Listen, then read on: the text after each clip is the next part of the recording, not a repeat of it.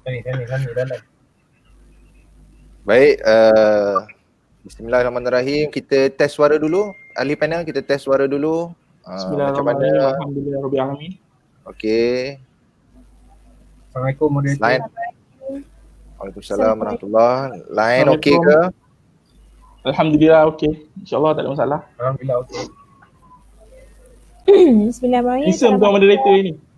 Ya. Waalaikumsalam Okey, warahmatullahi. baik. Kita tengok komen daripada daripada penonton, suara jelas, alhamdulillah. Baik tuan-tuan, kita mulakanlah okey majlis kita hari ini insya-Allah. Baik. Bismillahirrahmanirrahim. Assalamualaikum warahmatullahi wabarakatuh. Salam sejahtera. Waalaikumsalam. Semoga tuan-tuan yang sedang menonton live ini, yang baru saja kita berkemuncak hari ini, minta kepada para penonton boleh tolong share, like dan juga sebarkan lagi ke dalam grup-grup WhatsApp, grup-grup di Facebook page supaya lebih ramai lagi dapat manfaat pada malam ini. Baik tuan-tuan dan puan-puan yang saya muliakan, hari ini merupakan 9 Disember 2020 bersamaan dengan 24 Rabiul Akhir 1442 Hijrah. Ini bermakna sudah 267 hari kita berada dalam suasana pandemik COVID-19. Kalau tak silap saya, mula PKP ini pada kali pertama yang diumumkan oleh Yang Amat Berhormat Perdana Menteri iaitu pada 18 Mac 2020 bersamaan dengan hari Rabu.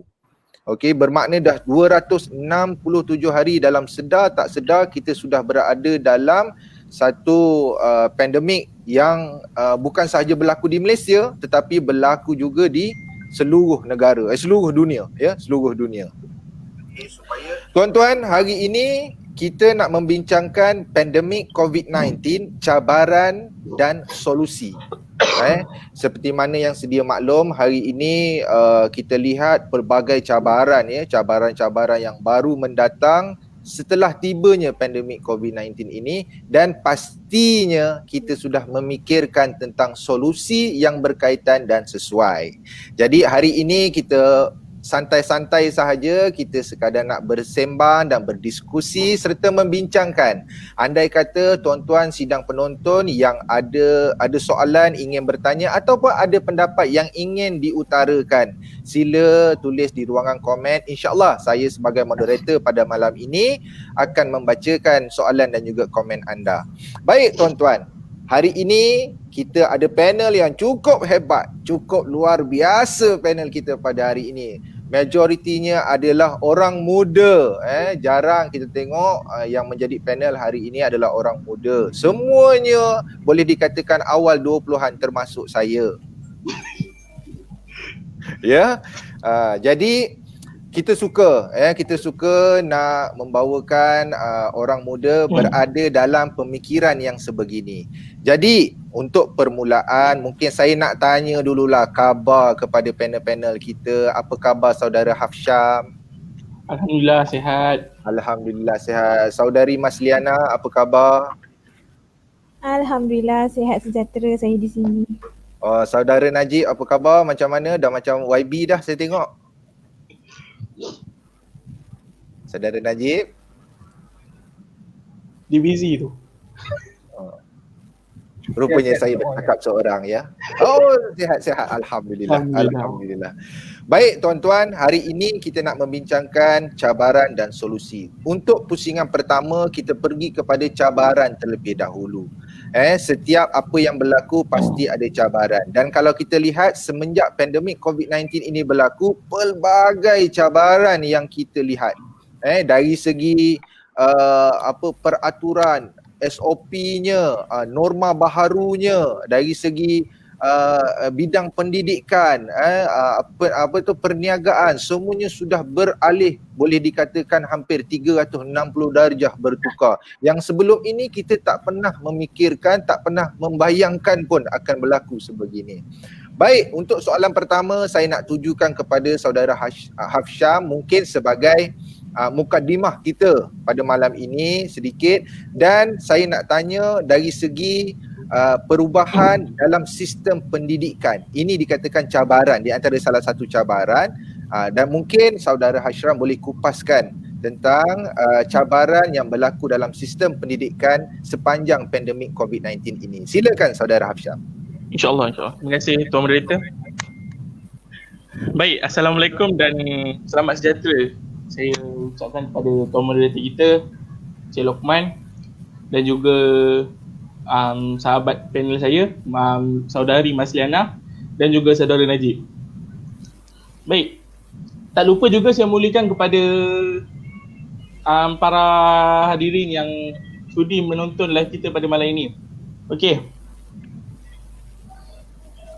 Tuan-tuan dan puan-puan, pada malam ini saya nak kongsikan sedikit mengenai isu yang sinonim dengan keadaan kita sekarang, iaitu COVID-19.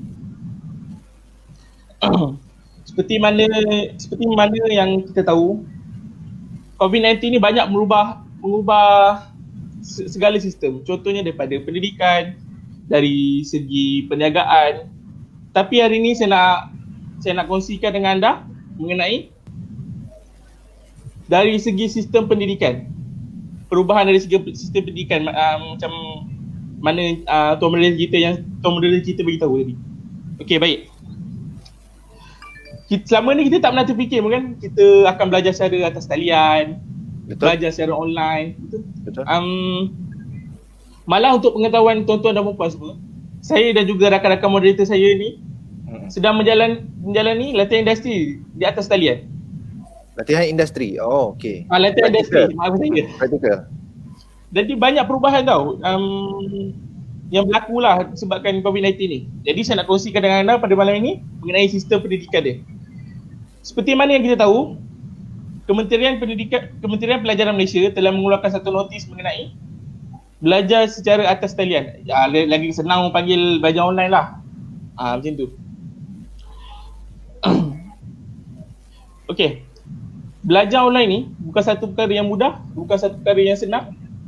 Sebab benda ni banyak cabaran yang perlu kita hadapi.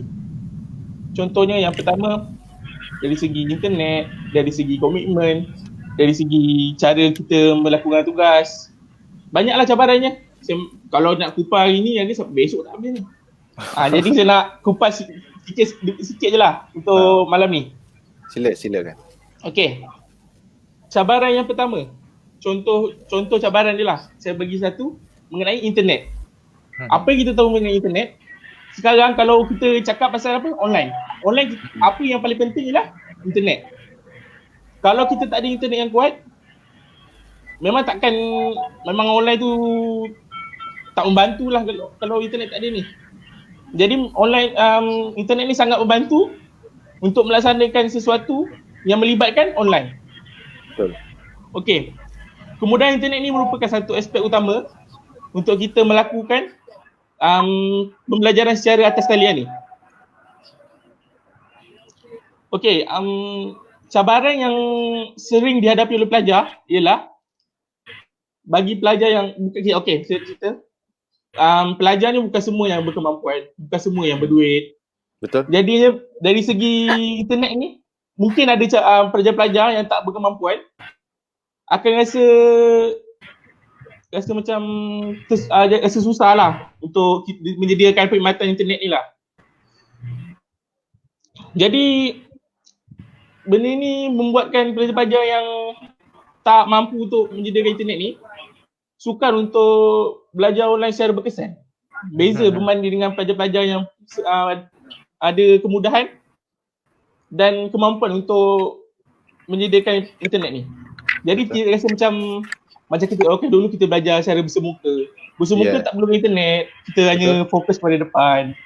Kita fokus cikgu cakap. Tapi sekarang bila online ni, macam-macam kita kena ada. Internet, gadget, kemudahan-kemudahan lah. Kalau untuk belajar online ni apa contoh, gadget, internet, itulah paling simple lah selalu apa yang sediakan.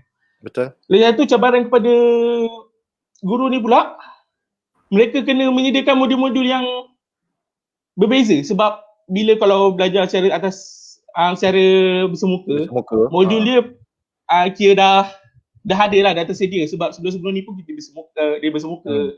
Betul. Jadi bila online ni dia kena mengubah benda tu supaya senang untuk pelajar-pelajar tu tangkap apa yang dia ajar. Jadi benda ni satu cabaran yang agak luar biasa lah untuk pada pelajar-pelajar dengan guru-guru kita ni. Okey, jadi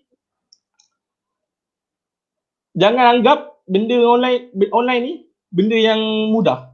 Bila Kementerian cakap sekolah ditutup, ramai pelajar-pelajar yang suka, seronok. Sebab apa? Dia ingat cuti. Lama kan kita cuti, tapi tak lama lepas cuti tu, itu yang menteri mencari solusi untuk supaya mereka yang belajar ni tak terlepas daripada pelajaran. Jadi mereka mengeluarkan cara online lah. Jadi online ni lagi menyusahkan kita sebab banyak perkara yang kita kena sediakan. Macam kalau bersemuka ni sekadar pergi sekolah, jumpa kawan-kawan, belajar apa yang cikgu cakap, belajar apa yang cikgu terangkan, macam tu je. Okey, yang kedua pula saya nak terangkan mengenai komitmen dan tanggungjawab. Okey, tanggungjawab sebagai seorang pelajar. Okey, saya nak tanya saudari Masliana lah. Apa yang saudari tahu mengenai tanggungjawab sebagai seorang pelajar?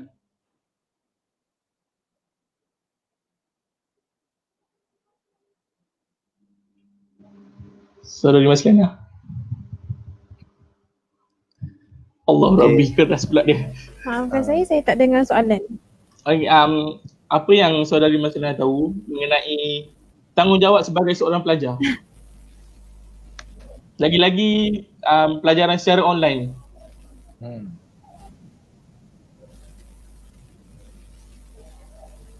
Apa yang saya tahu pelajaran secara online? Tanggungjawab agak sangkut dekat saya. pelajar lagi-lagi dalam sangkut Okey, tak apalah, saya terus ajalah. Sila. Makan masa pula. Maafkan saya, Allah Akbar. Okey, tak apa. Apa yang kita tahu tanggungjawab. Okey, tanggungjawab kita sebagai seorang pelajar melakukan tugas apa yang cikgu bagi. Jadi apa yang macam kita kat sekolah, cikgu bagi kerja sekolah, itulah tanggungjawab kita. Macam kita kat rumah, bagi cikgu sekolah, walaupun bagi kerja sekolah juga. Tapi berbeza dengan apa yang dibagi secara bersemuka tu. Jadi komitmen tu tanggungjawab tu kena jalankan lah. Macam mana? Okey. Saya nak cerita sikit mengenai tanggungjawab dengan komitmen. Cabaran yang mereka hadapi dari segi tanggungjawab dan komitmen ni. Okey, mungkin tanggungjawab dan komitmen ni secara online ni akan jadi berkurangan. Setuju tak Encik Oman? Tanggungjawab dia akan jadi kurang lah. Okey lah, boleh lah berkurang lah. Ya, betul. Kurang sebab apa? Yang saya tahu mengenai persekitaran pembelajaran kita. Betul. Sebab kita belajar dekat sekolah, kita hanya fokus apa yang cikgu ajar kat depan. Tapi bila kita belajar online, kita fokus tanggungjawab belajar. Tapi dalam masa yang sama, kita terpaksa fokus dalam tanggungjawab di rumah. Kena bantu mak ayah. Sebab kita kat rumah, kita kena bantu mak ayah. Jadi tanggungjawab tu jadi bertambah. Jadi terjejas. Jadi bertambah, lepas tu jadi macam tak dapat nak uruskan mana satu dulu. Sebab tanggungjawab ibu bapa ni pun, tanggungjawab keluarga ni pun satu tanggungjawab yang kita perlu jalankan. Betul, saya faham. Saudara Hasham mungkin nak menerangkan cabaran dari segi tanggungjawab seorang pelajar bila berada dalam keadaan online. Bila online class. Sebab apa? Bila online class kita berada di rumah. At the same time kita ada kelas, kita ada komitmen terhadap kelas, at the same time kita ada komitmen juga untuk membantu keluarga di rumah, kan? Betul. Sebab kalau disebabkan ini pelajaran murid-murid pelajar ni akan terjejas sebab mereka tidak dapat menguruskan tanggungjawab dengan betul. Dan bila dia fikirkan tanggungjawab kat rumah juga, jadi tanggungjawab lain dia akan jadi macam terabai. Jadi bila cikgu kerja yang cikgu bagi semua tak siap. Jadi benda tu tak elok lah. Sebab tanggungjawab kita ni kena stabil. Itu maksudnya cabaran dari segi tanggungjawab tu lah. Seterusnya saya nak bagi tahu mengenai itu salah satu cabaran dari segi tanggungjawab kita lah sebagai seorang pelajar dan juga sebagai ahli keluarga kita. Okey, yang seterusnya saya nak tambah sedikit lah mengenai handphone. Okey, kalau kita cakap pasal handphone, remaja sekarang fikir satu je. Apa? Iaitu game. betul. Bila diorang dah diorang ni remaja sekarang ni orang kategorikan sebagai hamba telefon, hamba handphone. Sebab mereka selalu kerap bermain handphone sampai diorang abaikan semua tanggungjawab diorang. Macam saya cakap tadi, main game. Sampai diorang main game ni sampai diorang untuk belajar, tanggungjawab diorang untuk Terabai lah. lakukan tugas diorang. Jadi terabai. Jadi handphone ni juga satu faktor yang menyebabkan tanggungjawab mereka ni terabai. Disebabkan inilah saya cakap remaja sekarang ni jadi hamba telefon. Bila dia kalau dah terlampau leka main game lama-lama sampai 5-6 jam. 5-6 jam solat apa 5-6 jam? Takkanlah sampai 5-6 jam. Kita abaikan tanggungjawab kita dengan Tuhan, tanggungjawab kita dengan keluarga, tanggungjawab kita sebagai seorang pelajar. Semua tu akan terabai bila kita, itulah saya cakap, bila kita jumpa handphone. Jadi saya nak saya nak bagi pengajaran sikit lah. Kita ni tak salah pun kita nak main handphone, nak main game tak salah. Tapi kita kena fikir juga tanggungjawab kita sebagai seorang Muslim. Betul. Tanggungjawab kita sebagai seorang pelajar, tanggungjawab kita sebagai keluarga. Jadi kita kena tahu tanggungjawab kita semua tu. InsyaAllah itu saja yang saya nak kongsikan pada hari ini. Sekian, terima kasih. Baik, tadi saudara Hafsyam ada cerita berkaitan dengan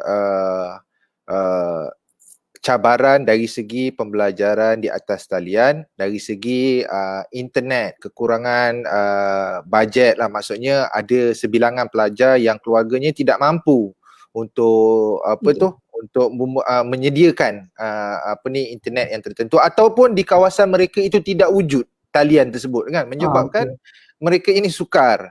Jadi dekat situ, adakah saudara Hafsyam ingin menyatakan yang kita di Malaysia masih belum bersedia lagi untuk belajar sepenuhnya di atas talian? Okey, begitulah saya cakap. Secara keseluruhan lah, Malaysia ni belum bersedia lagi untuk menyediakan untuk belajar secara atas talian lah. Memang kita setiap hari diberi diberi internet 1 gig cuma setiap hari. Untuk tapi pelajar. Untuk pelajar. Tapi benda tu rasa tak cukup sebab pelajar ni internet sekarang ni terlampau, macam nak cakap, terlampau macam 1 gig ni memang tak cukup untuk pelajar-pelajar. Yes, faham. Saya faham. Itu saja. Okey.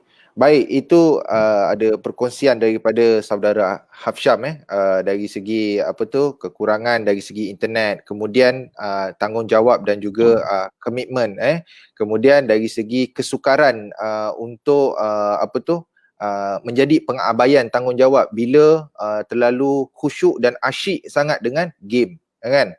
Orang muda hari ini sinonimnya bermain dengan game. Kan, suka sangat dengan game menyebabkan leka sehingga tanggungjawab dan komitmen itu terabai, kan?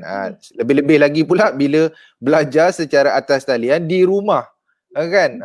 Dan tidak boleh dikatakan kita tak kadang sambil baring kita boleh boleh attend kelas tu kan, kadang laptop letak atas katil je sambil baring gitu pun boleh, kan? Kadang sambil duduk, kadang letak laptop kita tidur macam tu. Betul kadang yes, kadang belum mandi lagi dah pergi attend kelas juga kan, sebab apa? Bila berada di rumah. Okey, baik. Ada seterusnya kita akan pergi kepada panel yang seterusnya berkaitan dengan cabaran lagi. Kita masih lagi dalam pusingan pertama yang menceritakan tentang cabaran pandemik COVID-19 ini. Okay. Pada Januari 2019, seramai 515.6 ribu orang tidak mempunyai pekerjaan. Ini Jabatan Statistik. Okay. Kemudian pengangguran itu mencecah kepada 778 ribu orang pada April 2020. Peningkatan sebanyak 48.8%. Ini juga daripada Jabatan Statistik. Okey, sedikit sebanyak ini mempengaruhi kehidupan seharian seseorang dari segi punca pendapatan. Dalam pandemik COVID-19 ini, ada setengah orang dia dapat peluang. Kita tengok ada setengah perniagaan yang meningkat ketika pandemik COVID-19. Ada setengah perniagaan yang tutup. Ada setengah orang yang dibuang kerja. Kerana apa? Sektor ini dalam pandemik ini tak boleh berjalan. Contohnya kita tengok pelancongan, penerbangan, ini semua mereka menghadapi kehilangan sumber pendapatan. Baik. Untuk saudari Masliana, cabaran dari segi hilang sumber pendapatan ini bagaimana dan apa pandangan saudari Masliana? Silakan.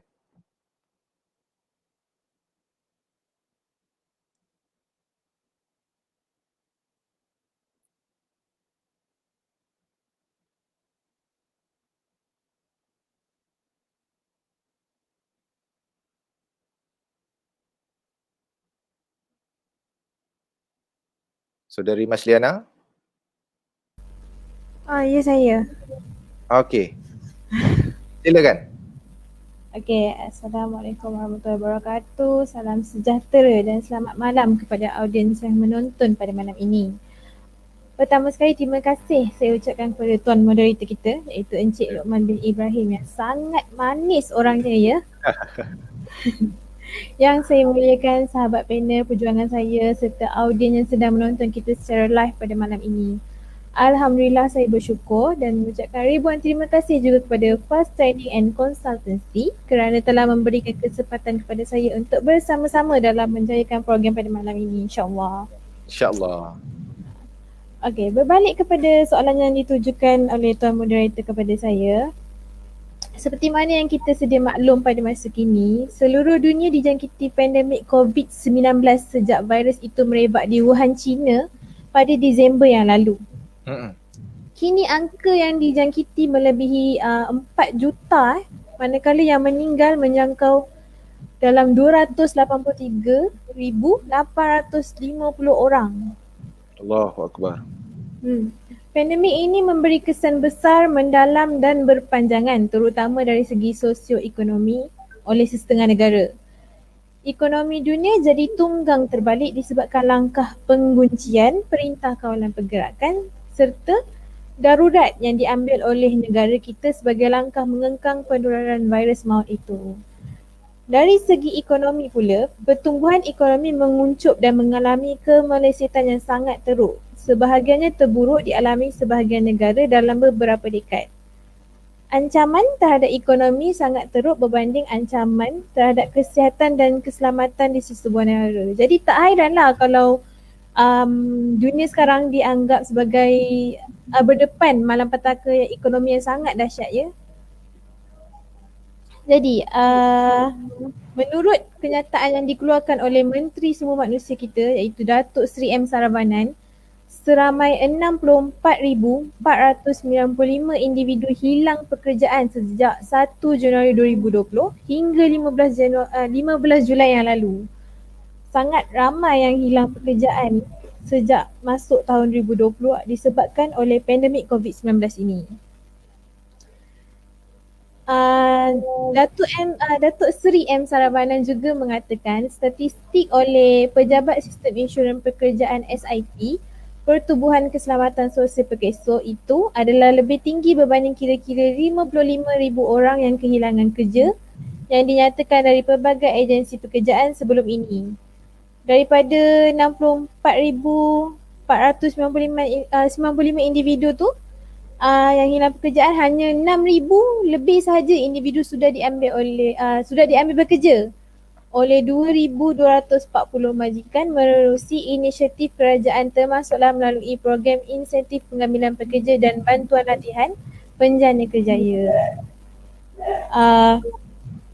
Jelas sekali jumlah individu yang kembali mendapat pekerjaan ni setelah kehilangan kerja adalah amat rendah berbanding mereka yang telah hilang pekerjaan. Tambahan pula dengan situasi ekonomi negara dunia yang lemah, dengan cabaran pandemik COVID-19 lagi yang masih belum berakhir, peluang untuk mendapat pekerjaan kini lebih mencabar berbanding tahun-tahun kebelakangan ini. Di setengah kawasan pula kita dapat lihat peningkatan mendadak penjaja warga tempatan yang menjual pelbagai jenis makanan, buah-buahan, pakaian terpakai hinggalah kepada ubat dan produk kosmetik. Walaupun perniagaan adalah cabang yang baik untuk pendapatan, namun rata-rata peniaga tersebut nampak terdesak untuk meneruskan kelangsungan hidup selepas hilang semua pendapatan di tempat bekerja masing-masing. Saya nak kongsi pengalaman sikit lah. Saya ada abang yang bekerja sebagai peniaga di Allahuakbar, di Kelebang. Sejak PKPB dilangsungkan semula oleh kerajaan di sesetengah negeri. So perkara ini memberi kesan kepada mereka kerana hanya meniagalah yang boleh membuatkan mereka menjana pendapatan mereka. Jadi ramai dalam kalangan mereka juga mempunyai banyak pengalaman dalam bidang masing-masing dan itu adalah satu kerugian lah sebab itu sahaja kepakaran mereka, namun kepakaran tu hilang disebabkan pandemik COVID-19 yang melanda ni. Oleh itu kerajaan dengan majikan yang terlibat dalam program Perjana Kerjaya tu perlu memikirkan alternatif untuk meningkatkan jumlah pengambilan semula pekerja yang hilang pekerjaan. Banyak juga sektor penting yang memerlukan tenaga kerja tambahan ketika dunia berhadapan cabaran pandemik kesihatan ni. Jadi inilah masa yang terbaik untuk maksimumkan pengambilan tenaga kerja tempatan sekiranya diberi peluang dengan seluas-luasnya. Sekian saja daripada saya, Tuan Moderator. Okey, maksudnya semenjak pandemik ini berlaku dan juga PKPB dilaksanakan ataupun PKP dilaksanakan, semakin ramai di kalangan rakyat Malaysia kehilangan pekerjaan. Kan? Mungkin ini angka yang semakin meningkat sehingga ke hari ini sekiranya PKPB diteruskan. Ya betul saudari Masliana? Betul Tuan Moderator. Kalau saya tengok saya tinggal di Selangor. So sebilangan tempat di Selangor ni kita tengok peniaga lebih ramai daripada pembeli. Kan? Orang dah ramai sangat yang meniaga. Dia bukan terpaksa seperti yang saudari Masliana cakap itu untuk meneruskan kelangsungan hidup dia, kan? Mereka kena menjana pendapatan daripada sudut lain pula. Yes, nak tak nak kena ada kreativiti, kena adalah kalau tidak tak dapat nak meneruskan kelangsungan hidup. Baik. Dekat sini saya nak bacakan sedikit komen-komen lah yang kita tengok ni dah semakin ramai orang share. Puan Siti Aisyah Yahya. Okey, alhamdulillah nampak dah semakin matang-matang pandangan panel-panel dari kalangan student praktikal. Terharu rasa. Moga terus dapat menjadi insan bermanfaat untuk diri sendiri dan masyarakat. Thank you so much Team FAST yang banyak sangat membantu. Alhamdulillah. Okey. Kemudian Siti Nazrul Aina Haji Arifin, Cik Aina kita, tahniah semua panel dan director, moga perkongsian penuh manfaat. Kan? Kemudian kita ada juga Rosiati Abdul Manas, tidak lupa kru di sebalik tabir. Alhamdulillah, tahniah, alhamdulillah. Okey. Kemudian Raja Afiq, alhamdulillah, insya-Allah mereka menjadi okey. Ini di antara sebilangan komen lah yang baru kita bacakan. Okey, tuan-tuan, sekiranya kalau tuan-tuan baru saja melihat live ini, kami mohon kepada tuan-tuan untuk share dan juga like kita punya live ini yang membincangkan tentang pandemik COVID-19, cabaran dan solusi. Dan kita sekarang berada di pusingan yang pertama membincangkan tentang cabaran. Cabaran yang pertama, saudara Hafsyam telah menceritakan tentang dari segi belajar secara online. Kemudian yang kedua, cabaran dari segi kehilangan pekerjaan, kehilangan pendapatan juga. Okey, dan yang ketiga kita akan pergi kepada saudara Najib, iaitu berkaitan dengan peningkatan dari segi penyakit mental. Ini mungkin lebih seronok lah. Silakan dah, sebab saya nampak Najib ni dah macam YB. Saya silakan YB. Alhamdulillah. YB Najib. Okay, insyaAllah. Ya, Assalamualaikum warahmatullahi wabarakatuh. Kepada tuan moderator kita, Encik Luqman, kepada audien kita, selamat datang ke kami punya forum ni untuk sedikit perkongsian daripada kami. Okey, soalan yang menarik pada Encik Luqman tadi berkenaan mental. Okey, sebelum saya masuk ke forum malam ni, saya ada buat sedikit bacaan yang saya dapat daripada Pejabat Statistik Negara. Okey, daripada situ dia menyatakan 1/5, ini saya dalam konteks kita sekarang iaitu COVID-19 saya skopkan dalam COVID-19. Okay, so data tu menyatakan sejak daripada Jun kita start PKP tu Mac, 18 Mac. Okay, 18 Mac. So sejak dari situ data tu diambil sehingga ke silap saya bulan 10, data daripada tu hasil datanya adalah 1/5 orang dewasa mengalami masalah mental. So apa yang mengejutkan dekat sini, dia meningkat 10 kali ganda, 10% daripada tahun lepas.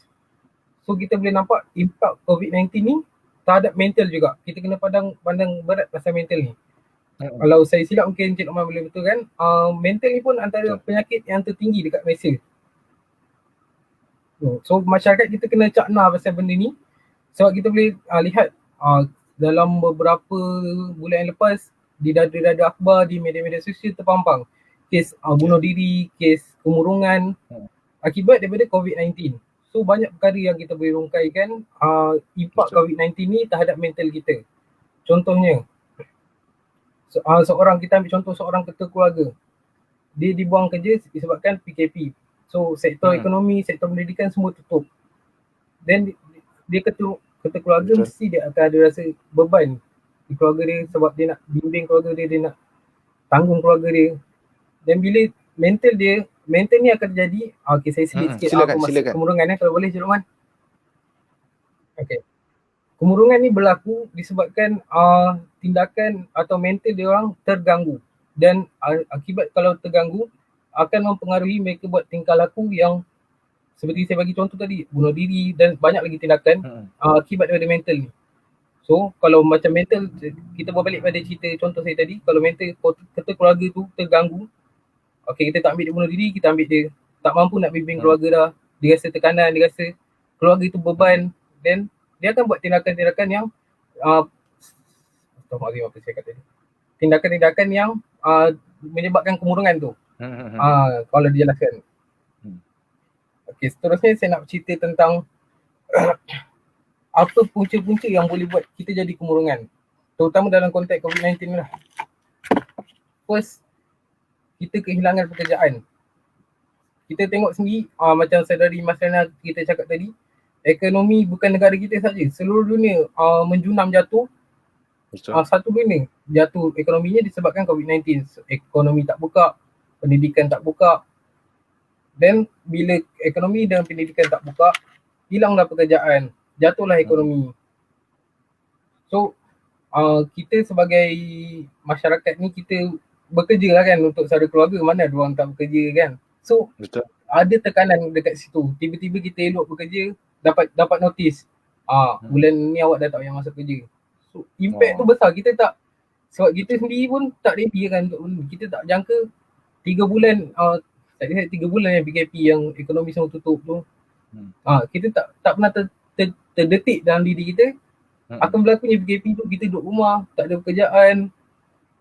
So benda tu saya rasa macam banyaklah impactnya, dan terjadilah 10% peningkatan kes bunuh diri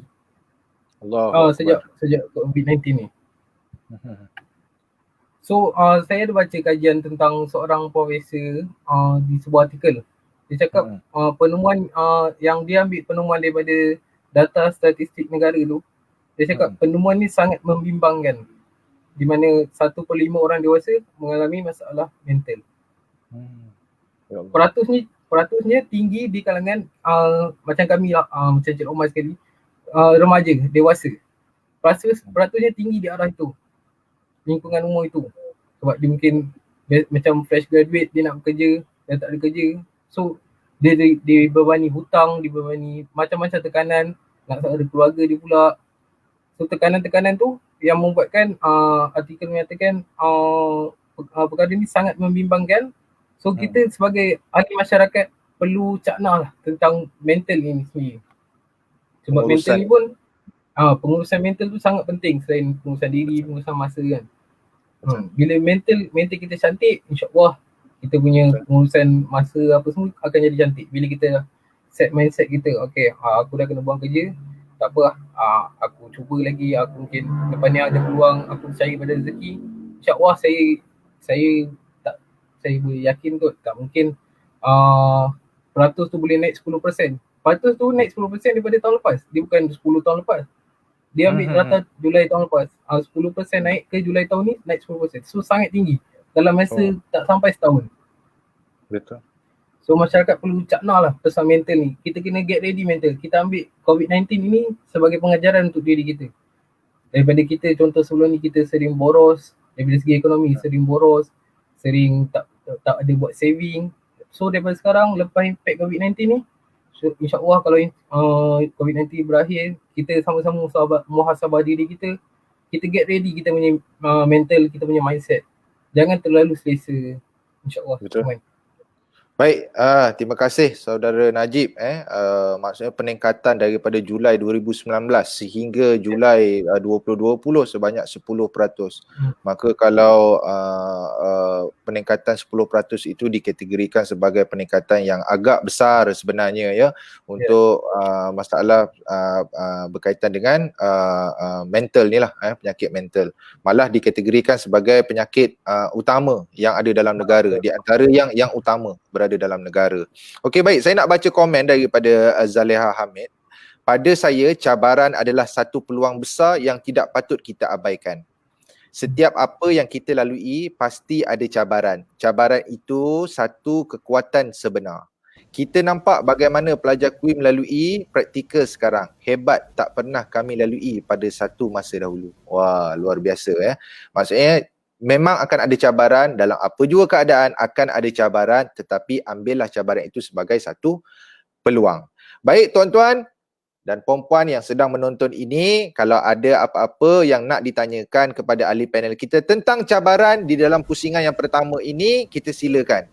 Kita silakan untuk tulis di ruangan komen. Untuk saya sebagai moderator pada malam ini membacakan soalan-soalan anda. Mungkin pihak teknikal boleh naikkan soalan sedikit, kita nak baca.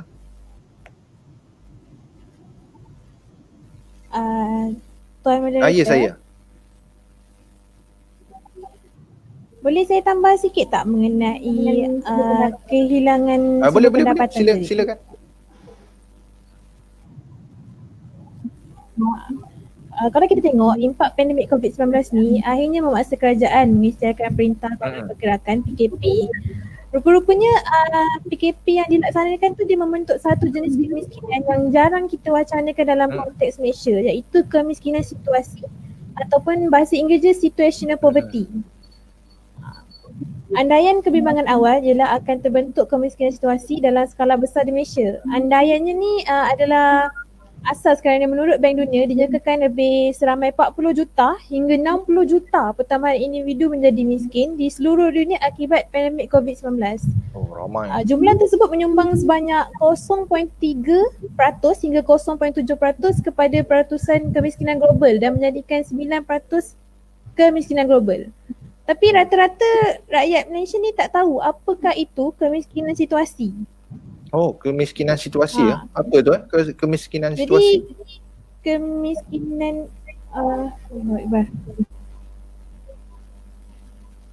Hello?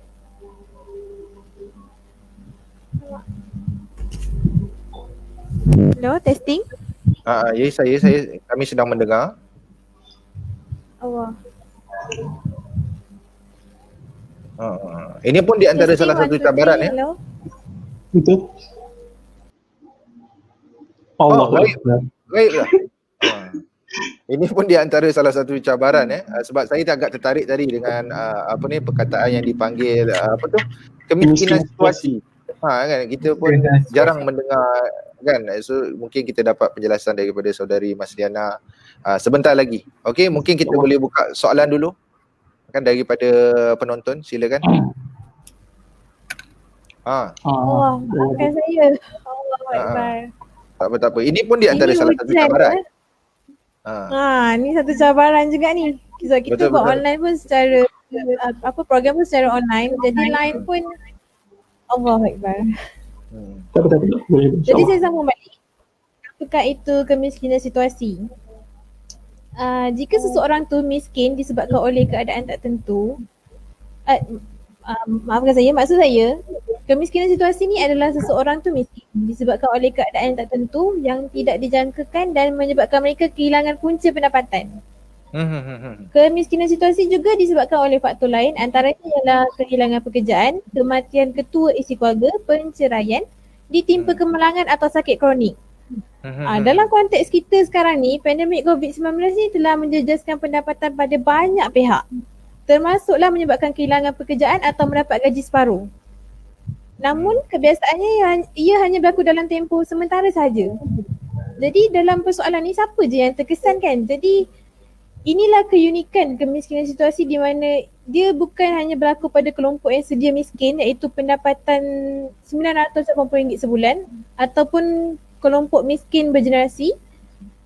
Bukan berlaku dalam dua kelompok tu, dia juga melibatkan kelompok berpendapatan rendah iaitu RM980 hingga RM2,614 sebulan.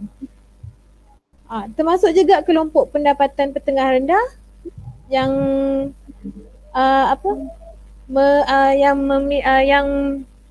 Allah Akbar, yang menjana pendapatan sebanyak RM2,614 hingga RM4,360 sebulan. Termasuk juga kelompok pendapatan tinggi iaitu kelompok pendapatan pertengahan tinggi ataupun yang dikenali sebagai M40. Itu je lah yang saya nak tambah untuk kehilangan semua pendapatan tadi. Maksudnya dari segi miskin situasi itu menyebabkan satu situasi itu berlaku. Betul. So, menghilangkan sumber pendapatan keluarga tersebut ataupun organisasi tersebut lah. Okey, faham. Baik, kita okey, baik. Terima kasih saudari Mas Liana. Okey. Sama-sama. Okey, mungkin kita ada soalan kepada saudara Hafsyam daripada sahabat penonton kita, saudara Azlan Shah.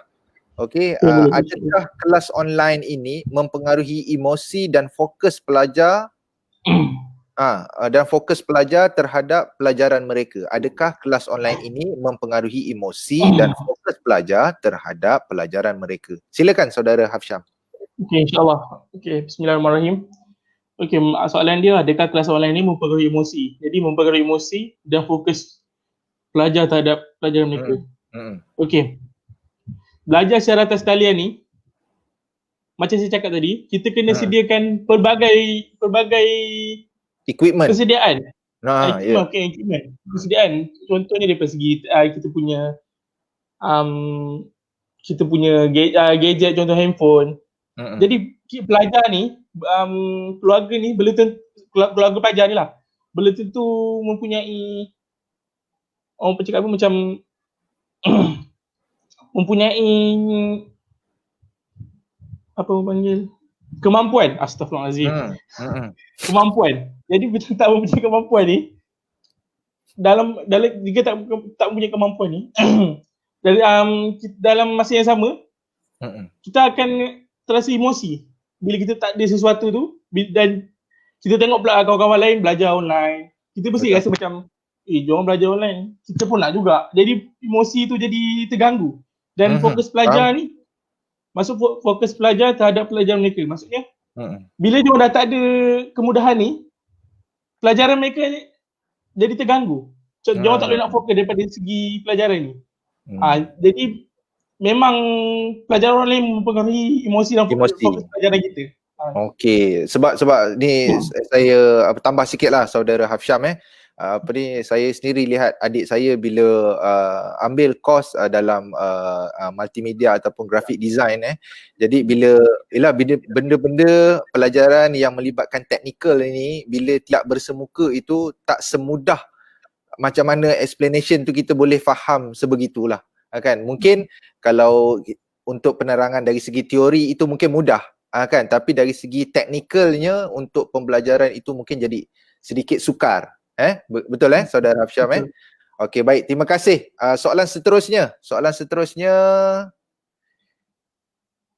daripada soalan seterusnya teknikal daripada siapa? Tuan-tuan yang baru saja join live kita boleh tuan-tuan minta sharekan kepada grup-grup. Okey, daripada Aiman Jasni, luar biasa ni. Adakah belajar secara online ini punca pelajar kurang adab dengan guru? Oh, okey. Mungkin kalau saudara Hafsyam nak jawab silakan, dan kalau ahli panel yang lain pun kalau ada hujah boleh silakan. Saya nak kongsi sikit lah. Okey, adakah belajar online ni punya punca pelajar kurang adab? Tak payah cakap online. Bersemuka pun ada juga pelajar yang kurang adab ni. Maksudnya cara bersemuka adab ni bukan dari segi atas talian atau bersemuka. Okey, kita ambil satu cerita yang mengenai kita mungkin ada yang tahu, ada yang tak tahu, mengenai guru yang tunggu pelajarnya masuk untuk belajar secara online ni. Tak ada seorang pun pelajar yang masuk tak ada seorang pun pelajar yang masuk dalam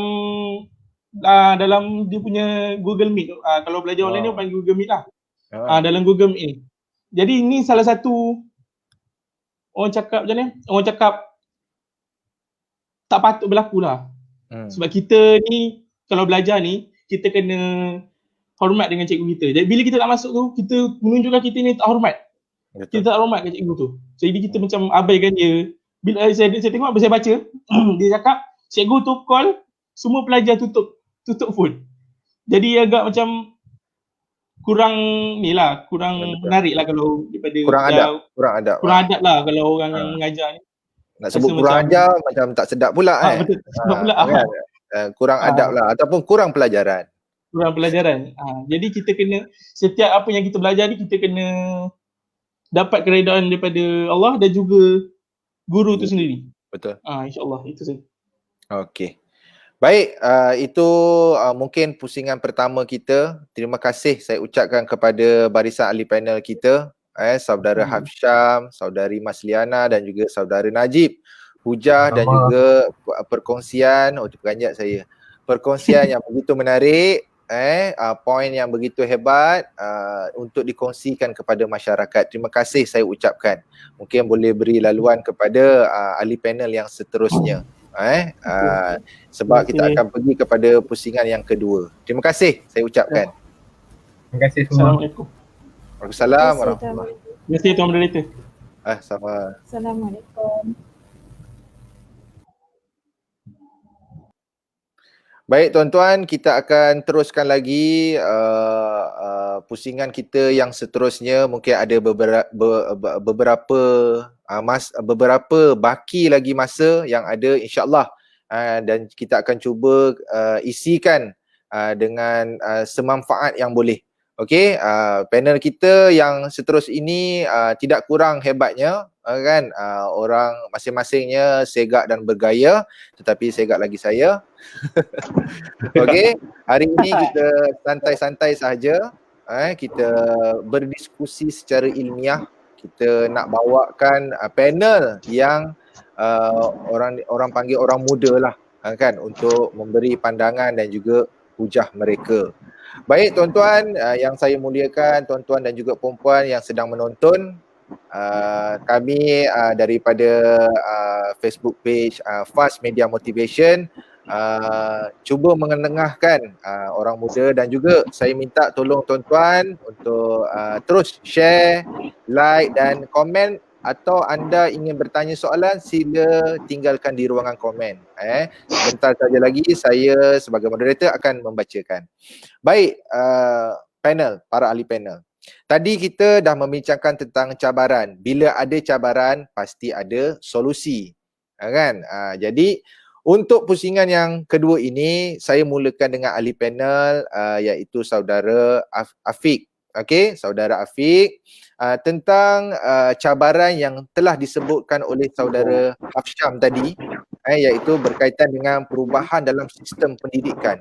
Boleh dikatakan perubahan sistem pendidikan di Malaysia ini sepanjang pandemik COVID-19 ini berubah 360 darjah. Kan? Apakah solusinya? Silakan saudara Afiq. Baiklah, sebelum tu semua jelas kan suara saya? Jelas, alhamdulillah. Jelas. Baiklah. Terima kasih diucapkan kepada Tuan Moderator Encik Lokman Ibrahim, seorang yang sangat bergaya. Bukan saya bergaya dari segi penampilan beliau, malah bergaya juga dari segi lontaran suara beliau, penyampaian beliau sebagai seorang moderator. Wah, sangat luar biasa. Baiklah. Bukan. Oh, bukan. Baiklah. Assalamualaikum warahmatullahi wabarakatuh. Salam sejahtera. Saya ucapkan kepada semua penonton-penonton yang saya kasihi sekalian. Alhamdulillahirabbil alamin. Wassalatu wassalamu ala asyrafil anbiya wa mursalin wa ala alihi wa sahbihi ajmain. Baiklah, tuan-tuan puan-puan yang saya kasihi sekalian. Seperti yang kita tahu, apabila kita bersoal tentang cabaran, pasti akan adanya solusi. Sebab mana datangnya cabaran kalau tak ada jalan penyelesaian terhadap cabaran tersebut. Jadi tuan-tuan puan-puan yang saya kasihi sekalian, cabaran dan solusi yang akan saya berikan sebentar saja lagi ialah berkenaan dengan pandemik COVID-19, cabaran dan solusi. Jadi saya akan berikan solusi terhadap cabaran yang kita tempuh sepanjang kita berhadapan dengan wabak pandemik COVID-19 ini. Seperti mana yang diperkatakan oleh sahabat saya panel pertama tadi, saudara Hafsyam, beliau mengatakan bahawa cabaran utama masyarakat Malaysia ataupun pelajar lah semasa wabak COVID-19 ini adalah disebabkan oleh pembelajaran secara atas talian. Itu subtopik je lah. Dia punya topik dia yang utamanya cabaran sistem pendidikan. Cabaran sistem pendidikan, subtopik di bawah cabaran sistem pendidikan itu ialah cabaran belajar secara atas talian. Tuan-tuan puan-puan yang saya kasihi sekalian, pandemik COVID-19 telah menyebabkan semua pelajar dan pengajar terpaksa memanfaatkan rangkaian alat teknologi sedia ada untuk melakukan pembelajaran secara atas talian. Kita tidak nafikan perkara ini daripada berlaku. Akan tetapi tuan-tuan puan-puan yang saya kasihi sekalian, pembelajaran berasaskan teknologi ini tidak semudah seperti yang kita jangkakan. Sebab sebelum ni bermula daripada kita sekolah tadika, bawa kepada sekolah rendah, ke sekolah menengah, sambung ke peringkat IPT, pembelajaran kita secara bersemuka, secara face to face.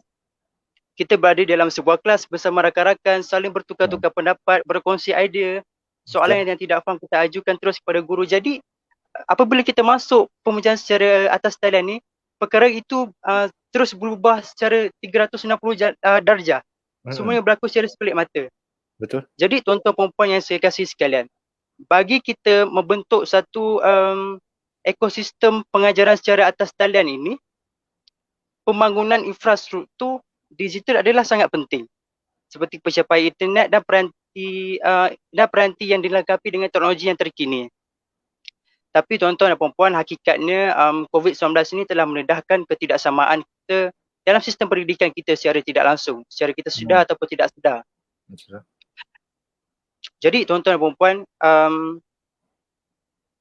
apa yang saya nak katakan dekat sini,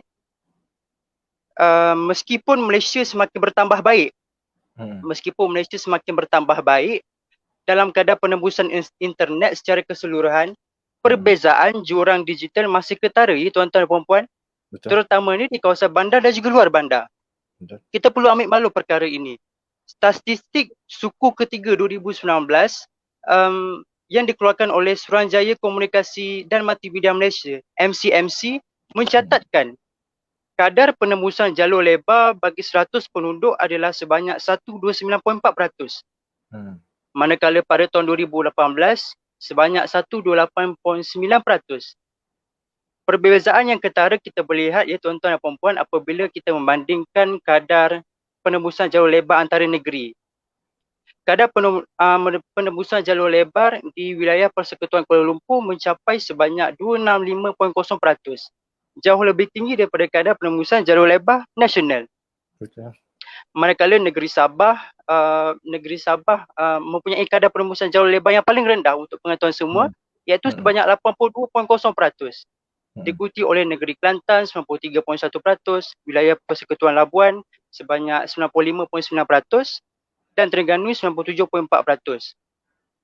Jadi tuan-tuan dan puan-puan, aktiviti pengajaran dan pembelajaran dalam talian juga terganggu apabila pelajar yang berasal daripada golongan keluarga yang berpendapatan rendah ataupun kita boleh kategorikan golongan B40.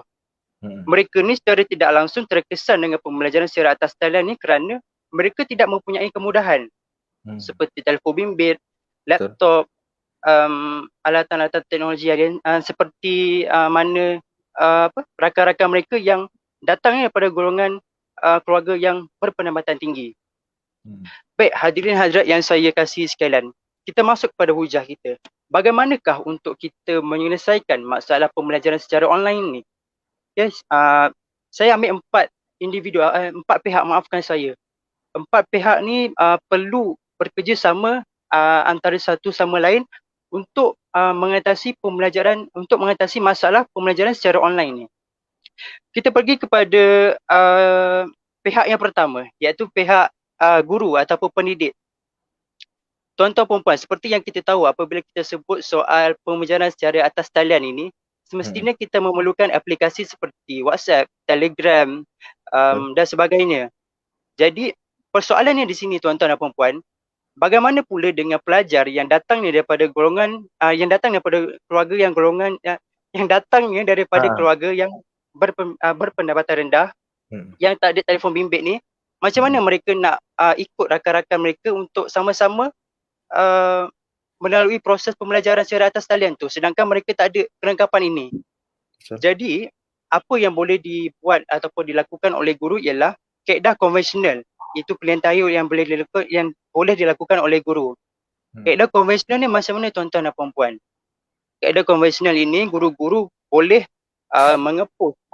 post bahan pengajaran mereka kepada murid-murid yang datangnya daripada keluarga dari golongan berpendapatan rendah.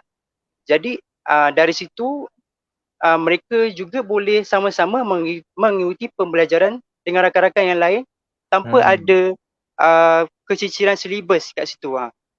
Jadi semuanya akan dapat secara sama rata. Baiklah, poin saya yang kedua ialah, jika poin yang pertama tadi saya huraikan tentang tentang kaedah konvensional kepada pelajar yang datangnya pada golongan berpendapatan rendah. Jadi untuk poin saya yang kedua ini, bagaimana pula dengan pelajar yang mempunyai telefon bimbit tetapi tidak mempunyai capaian internet yang baik? Seperti kita tahu, dekat Malaysia ni ada banyak telco lah, seperti contoh Maxis, Umobile, Unify dan sebagainya. Tapi tuan-tuan dan puan-puan, tidak semua telco itu memberi servis ataupun capaian internet yang baik. Kadang-kadang ada yang lambat, ada yang laju dan sebagainya. Coverage lah, kita boleh cakap coverage lah. Jadi tuan-tuan dan puan-puan, Universiti Malaysia Pahang telah mengeluarkan satu kajian yang di mana Universiti Malaysia Pahang kategorikan kepada tiga capaian. Yang pertama, capaian internet rendah, sederhana dan juga tinggi. Jadi melalui tiga capaian internet ni, aplikasi apa yang sesuai digunakan untuk pembelajaran mereka? Jadi untuk capaian internet rendah, Universiti Malaysia Pahang telah berkatakan bahawa sekiranya capaian internet pelajar itu rendah, mungkin guru-guru boleh menggunakan aplikasi platform WhatsApp ataupun Telegram, Instagram untuk melakukan pembelajaran secara atas talian. Itu untuk capaian internet yang rendah. Jadi untuk capai internet sederhana pula, guru-guru boleh menggunakan platform seperti Quizizz, Kahoot dan Kahoot. satu lagi Kahoot yang kita buat quiz tu. Jadi guru-guru Yes. boleh guna tu untuk pelajar yang internetnya, capaian internet sederhana. Betul. Manakala jika capaian internet mereka tinggi, mereka bolehlah guna macam Zoom, Google Meet, Skype dan sebagainya. Classroom. Jadi ya betul. Jadi jika kita dah tahu ada banyak ada banyak aplikasi yang boleh support capaian internet masing-masing. Jadi di sini tidak akan ada berlaku unsur lag ataupun screen freeze. Sebab tu pengajian dilakukan secara tidak langsung. Sebab bayangkan kalau macam pelajar-pelajar yang mempunyai capaian internet dia rendah dan juga sederhana, macam mana mereka ni semua nak sertai sekali rakan-rakan yang capaian internetnya tinggi. Betul. Jadi sekaligus kat situ diorang ni akan jadi macam lag screen freeze. Diorang akan ketinggalan secara tidak langsung. Jadi itulah serba sikit kajian ataupun inisiatif yang dilakukan oleh Universiti Malaysia Pahang. Jadi apabila kita tengok meskipun cara yang dilakukan ini renyah, tetapi ianya dilihat berkesan dan membolehkan pembelajaran murid itu dicapai secara maksimum secara tidak langsung. Tuan-tuan perempuan yang saya kasih sekalian. Baiklah, tadi golongan yang pertama iaitu golongan pendidik, pihak daripada pendidik atau guru. Usaha yang kedua yang boleh dilakukan adalah menerusi ibu bapa. Seperti yang kita tahulah tuan-tuan dan perempuan pelajar memerlukan komitmen dan sokongan yang tidak terhingga daripada ibu bapa. Sebab sebagai seorang pelajar, kita kali pertama kita menjalani pembelajaran secara atas talian. Tak pernah terdetik dekat fikiran kita, tak pernah terlintas pun yang kita nak belajar secara atas talian. Betul tak? Setuju tak apa yang saya cakap ni? Betul. Jadi ibu bapa ni perlu faham dan memberi sokongan moral 100% kepada anak-anak mereka. Jadi ibu bapa juga perlulah faham tentang norma baru pendidikan yang dilalui oleh pelajar. Dan ibu bapa seharusnya memberikan ruang kepada pelajar untuk menghadiri kelas secara atas talian. Kita boleh tengoklah kadang-kadang ada keluarga yang tidak faham tentang pembelajaran secara atas talian ni. Kadang-kadang macam saya sendirilah sebagai seorang pelajar, tanggungjawab terhadap keluarga dan juga terhadap pelajaran tu dua-dua kita kena stablekan. Kadang-kadang kita tengah belajar, mak minta tolong, mak minta pergi kedai, tolong sapu sampah ke apa. Padahal sedangkan kita tengah kelas online ni. Jadi macam mana untuk kita elakkan perkara ini berlaku? Kita cuba bercakap baik kepada keluarga kita, cakap, mak, abang tengah kelas online ni, boleh tak nanti lepas abang habis kelas, abang buat kerja yang mak suruh. Jadi dekat situ secara tidak langsung keluarga kita faham. Dalam masa yang sama kita tak mengguruskan hati keluarga kita. Jadi itulah yang boleh kita buat sebagai seorang pelajar untuk menasihatikan ibu bapa kita. Jadi pihak yang ketiga, usaha yang boleh dilakukan oleh pihak yang ketiga iaitu murid sendiri. Murid perlulah bagi komitmen 200% lah. Saya nak cakap, saya tak nak 100%. Saya nak 200%. Komitmen yang sangat-sangat bagus.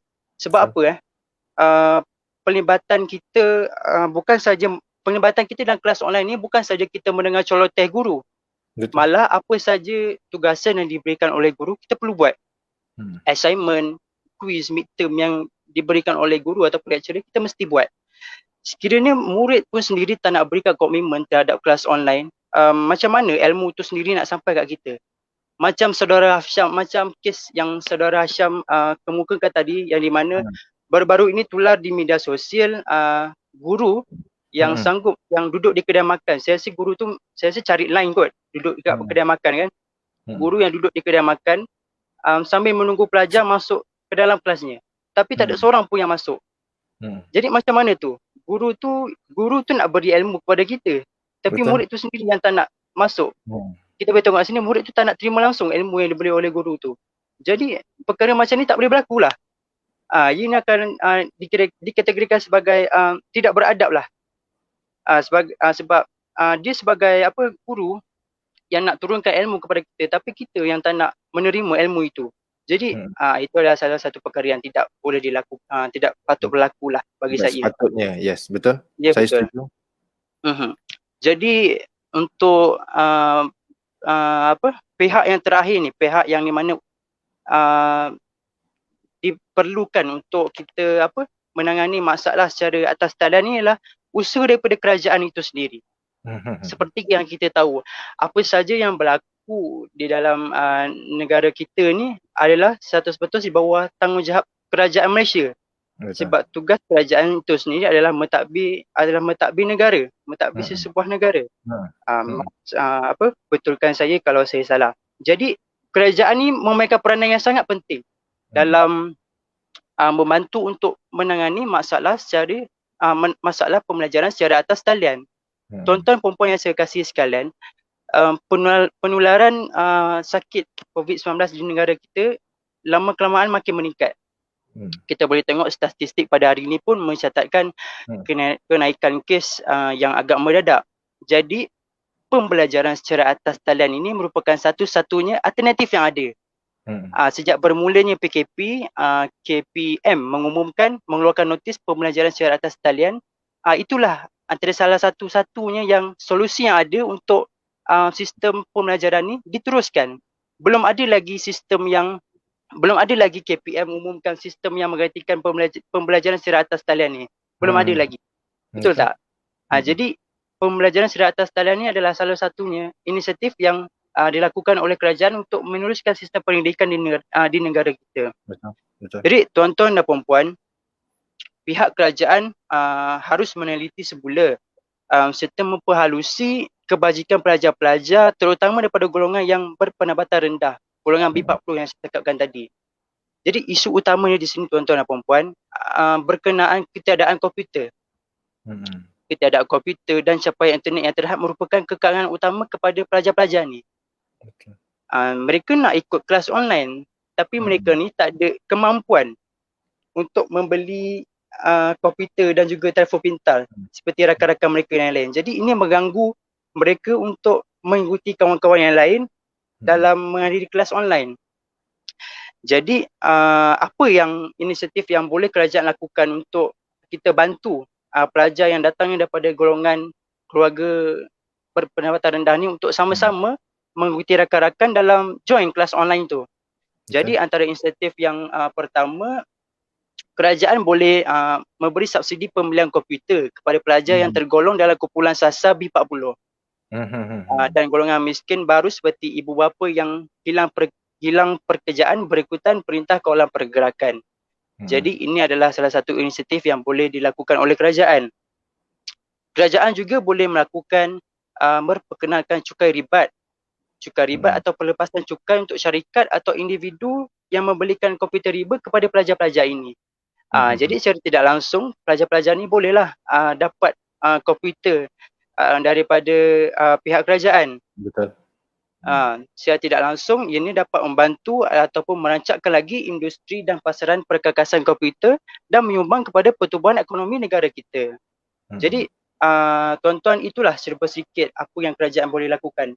Saya tidak menafikan banyak aja usaha yang dilakukan oleh kerajaan ni. Seperti contoh, kerajaan bagi internet percuma daripada pukul 9 pagi sampai 5 petang tak silap saya. Kenapa daripada pukul 9 pagi sampai 5 petang? Kenapa tak daripada 5 petang sampai 10 malam? Sebab apa? Boleh tak tuan-tuan? Untuk kelas. Sebab daripada pukul 9 sampai pukul 5 itu adalah waktu kelas. Jadi kerajaan memberi internet secara percuma sebanyak 1 gig untuk mereka memanfaatkan sebaik mungkin dalam proses untuk mereka ikuti pembelajaran secara atas talian ni. Jadi itu sajalah usaha-usaha yang boleh dilakukan ataupun solusi yang kita boleh lakukan untuk menangani masalah pembelajaran secara atas talian ini. Wallahu a'lam. Baik, adakah 1 gig itu cukup? Okey, tapi sabar. Kita akan jawab sebentar lagi. Okey, mungkin ada soalan daripada audiens kan. Sebab itu pun menjadi satu perbualan hangat di netizen di media sosial tentang pemberian dan sebagainya lah. Okey, selesai untuk solusi yang diberikan oleh saudara Afiq tentang dari segi perubahan sistem pendidikan di Malaysia, peranan daripada pengajar itu sendiri, daripada pelajar itu sendiri, ibu bapa itu sendiri dan juga daripada pihak kerajaan. 4 ini, okey. Terima kasih saudara Afiq, perkongsian yang begitu hebat, yang cukup luar biasa. Saya nak baca sikit komen daripada penonton kita. Topik yang sangat menarik, kalaulah ramai pelajar di Malaysia dapat mendengar isu ini dibincangkan di sini. Ini maksudnya pemilihan topik oleh ahli panel kita pada malam ini sangat menarik minat untuk orang mendengar ya. Kemudian kita ada soalan, tapi soalan nanti sebentar lagi saya akan baca. Kita akan pergi kepada panel yang kedua dulu. Saudara Adeli tentang cabaran yang diterangkan oleh saudari Masliana tadi, iaitu hilang sumber pendapatan, kan? Dan saudara Adeli akan membincangkan tentang solusi dari segi hilang sumber pendapatan ini. Bagaimana kita nak atasi, sebab makin lama makin ramai orang hilang kerja ni, makin lama makin banyak, kan? Malah kalau sebilangan tempat macam saya cakap tadi, pasar malam lebih banyak, dari orang yang menjual lebih banyak daripada orang yang membeli, ya kan? Jadi ini macam mana ni? Okey, silakan saudara Adli. Okey, baik. Bismillahirrahmanirrahim. Pertama sekali saya ucapkan terima kasih kepada tuan moderator yang petah dalam bicaranya dan manis dalam kata-kata. Dan seterusnya para barisan panel yang bersama dengan saya pada malam ini, serta rakan-rakan yang berada di belakang takbir, dan tidak dilupakan para audiens yang masih setia bersama kami untuk mendengar forum pada malam ini yang bertajuk Pandemik COVID-19, Cabaran dan Solusi. Baik, tanpa saya melegahkan lagi adalah pertamanya seperti yang dikatakan oleh saudari Masliana, kemiskinan situasi, yang mana kemiskinan situasi ini adalah berlaku apabila adanya satu situasi secara mengejut yang menyebabkan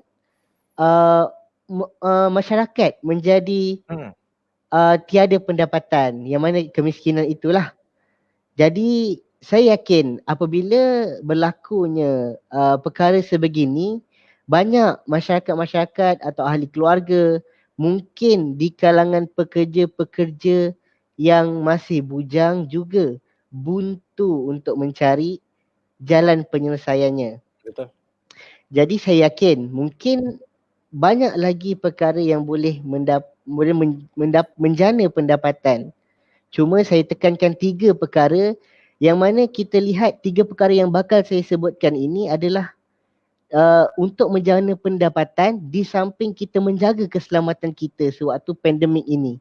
Yang mana 3 solusi ini adalah merupakan solusi yang kita boleh buat hanya daripada rumah sahaja. Baik, tanpa saya lengahkan lagi, saya mula dengan yang isi saya yang pertama, iaitu mungkin dengan cara kita ingin menjana pendapatan adalah dengan cara menulis blog. Mungkin saya mungkin menulis blog, Cik Lokman. Yang mana mungkin saya yakin tak ramai yang tahu menulis blog ni juga boleh menjana pendapatan diri kita. Betul.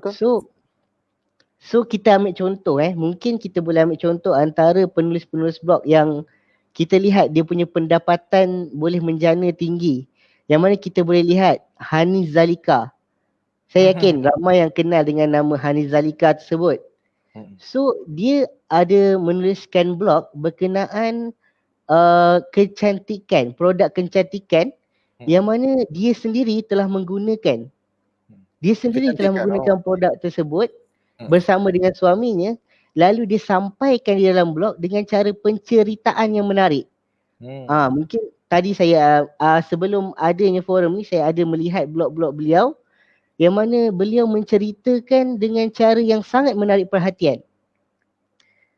And then mungkin yang kedua kita boleh tengok Saiful Nang. Yang mana di dalam Saiful Nang. Yang mana di dalam blognya banyak berkongsi tentang ilmu-ilmu fotografer. Betul. Jadi ramai remaja-remaja di luar sana yang berminat nak jadi fotografer. Mereka akan secara tidak langsung membaca blog-blog yang ditulis oleh Saiful Nang tersebut untuk mendapatkan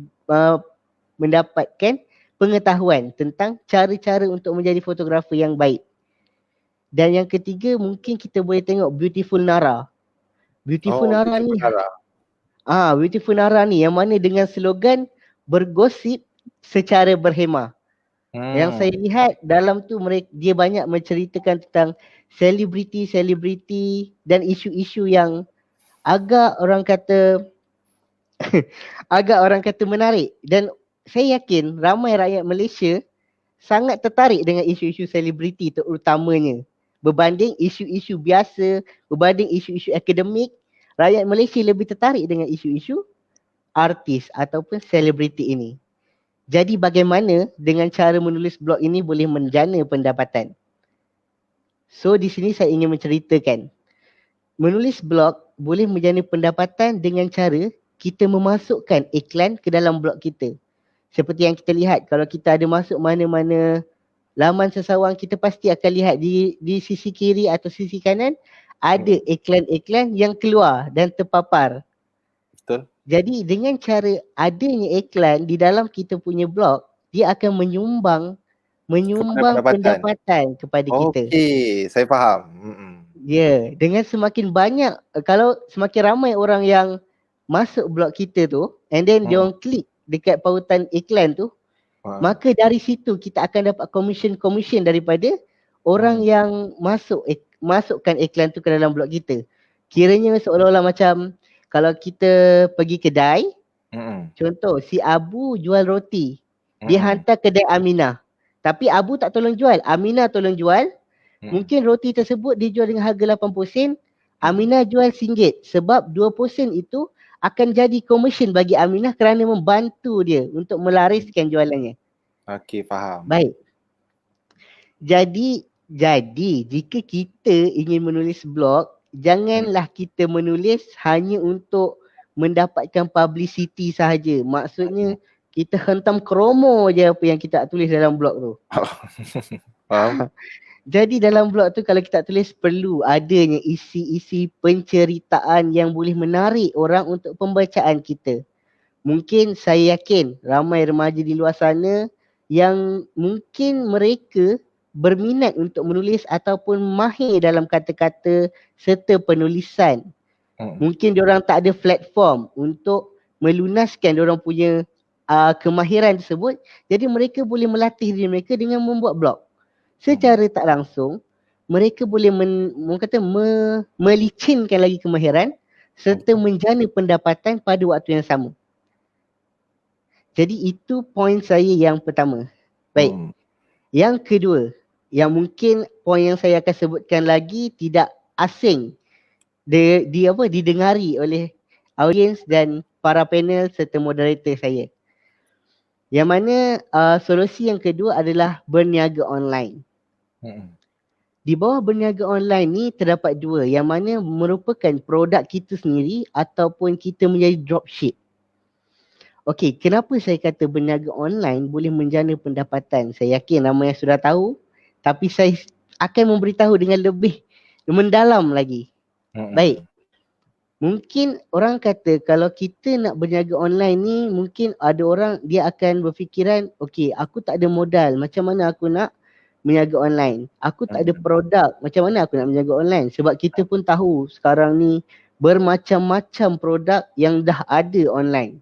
Kalau kita lihat Cokoja, macam-macam brand, macam-macam, orang kata macam-macam nama kita dengar. Macam-macam sangat. Macam-macam. Baik. Jadi antara perniagaan-perniagaan yang bermula daripada online dan kini sudah pun orang kata dikenali ramai, mungkin kita boleh lihat Bella Amara. Bella Amara yang mana merupakan satu destinasi fashion muslimah nombor satu di Malaysia yang kini dah orang kenal. Sedangkan dulu mereka bermula dengan hanya online. Yang kedua Minas, modest fashion dan lifestyle brand. Mereka membawakan fashion-fashion terkini yang memenuhi cita rasa anak-anak muda remaja. Anak-anak muda remaja. Allahu Akbar. Dan mungkin anak-anak yang kita muslimah yang ingin menggayakan pemakaian mereka. Dan yang ketiga kita boleh tengok syarikat Dizandra, yang mana kita boleh tahu Dizandra kalau kita sebut je kita tahu dia satu platform minyak wangi. Jadi macam mana kita ingin menjana pendapatan? Yang pertama adalah kita boleh menjadi dropship. Kita boleh menjadi dropship di bawah syarikat-syarikat yang dikenali. Dengan cara itu, kita dapat menjana pendapatan kita secara tidak langsung. Betul. Hanya di rumah. Hanya Betul. di rumah sahaja. Kita just duduk rumah, kita sembang-sembang dengan keluarga kita, sambil belajar pun kita dapat juga side income. Dan Menarik. sekiranya kalau kita sudah mempunyai modal yang mencukupi dan sudah ada produk yang boleh kita keluarkan, kita bolehlah buat satu laman baru. Kita boleh syorkan kita punya produk sendiri dekat laman-laman sosial, media sosial yang mana kita tahu seperti Shopee, Lazada dan media sosial kita sendiri. Baik. Untuk isi yang ketiga adalah mungkin kita boleh menawarkan perkhidmatan pekerjaan sambilan. Bagaimana? Yang mana kalau bila saya sebut pekerjaan sambilan, mungkin saya yakin rata-rata akan memikirkan kita akan kerja macam part time jadi food rider ataupun sebagainya lah kan. Cuma yang saya ingin terangkan adalah yang mana kita boleh menggunakan bakat-bakat terpencil yang tidak kita paparkan pada halayak ramai, seperti contoh sekiranya kita mahir dalam penggunaan Photoshop, Adobe Photoshop, mungkin dalam kemahiran Sony Vegas, Filmora ataupun Adobe Illustrator. Betul. Iaitu dia akan membuatkan kita untuk menjadi video editor, fotografer, penulisan, dan kita juga boleh menjadi designer jersey. Itu yang saya kata itulah kan. Jadi bagaimana anak-anak muda ni bagaimana kita nak dapatkan pekerjaan tersebut? Kita just perlu, mungkin kita boleh masuk ke tempat yang boleh kita iklankan seperti Fiverr, Upwork, Part Time Post dan laman sosial kita sendiri. Yang mana kalau kita lihat Fiverr tu adalah satu freelance service market. Yang mana dalam tu kalau kita masuk, kita boleh lihat bermacam-macam pilihan dan aneka ragam kita boleh pilih dalam tu. Mungkin daripada segi logo design, kita boleh tengok daripada design apa yang kita inginkan. Jadi di situ kita sebagai anak remaja, kita boleh menyumbangkan, dan saya yakin ramai di luar sana yang ingin menerima sumbangan. Maksud saya mungkin ramai yang ingin mengambil perkhidmatan kita. Betul. Baik. Jadi mungkin saya boleh ceritakan sedikit lah pengalaman saya waktu sekolah menengah dahulu. Saya juga dulu bolehlah menggunakan video editor, tapi yang cikai-cikai je lah. Kan? Jadi saya juga pernah membantu, ada seorang ni dia minta tolong saya editkan video dia. Okey. Video simple je dalam lingkungan 5 minit, video perkahwinan dia nak buat dalam bentuk video. Kemudian saya edit lah secara usaha keras saya lah kan. Dan dengan cara edit video 5 minit tu je, saya dah boleh memperolehi RM50. Oh, luar biasa.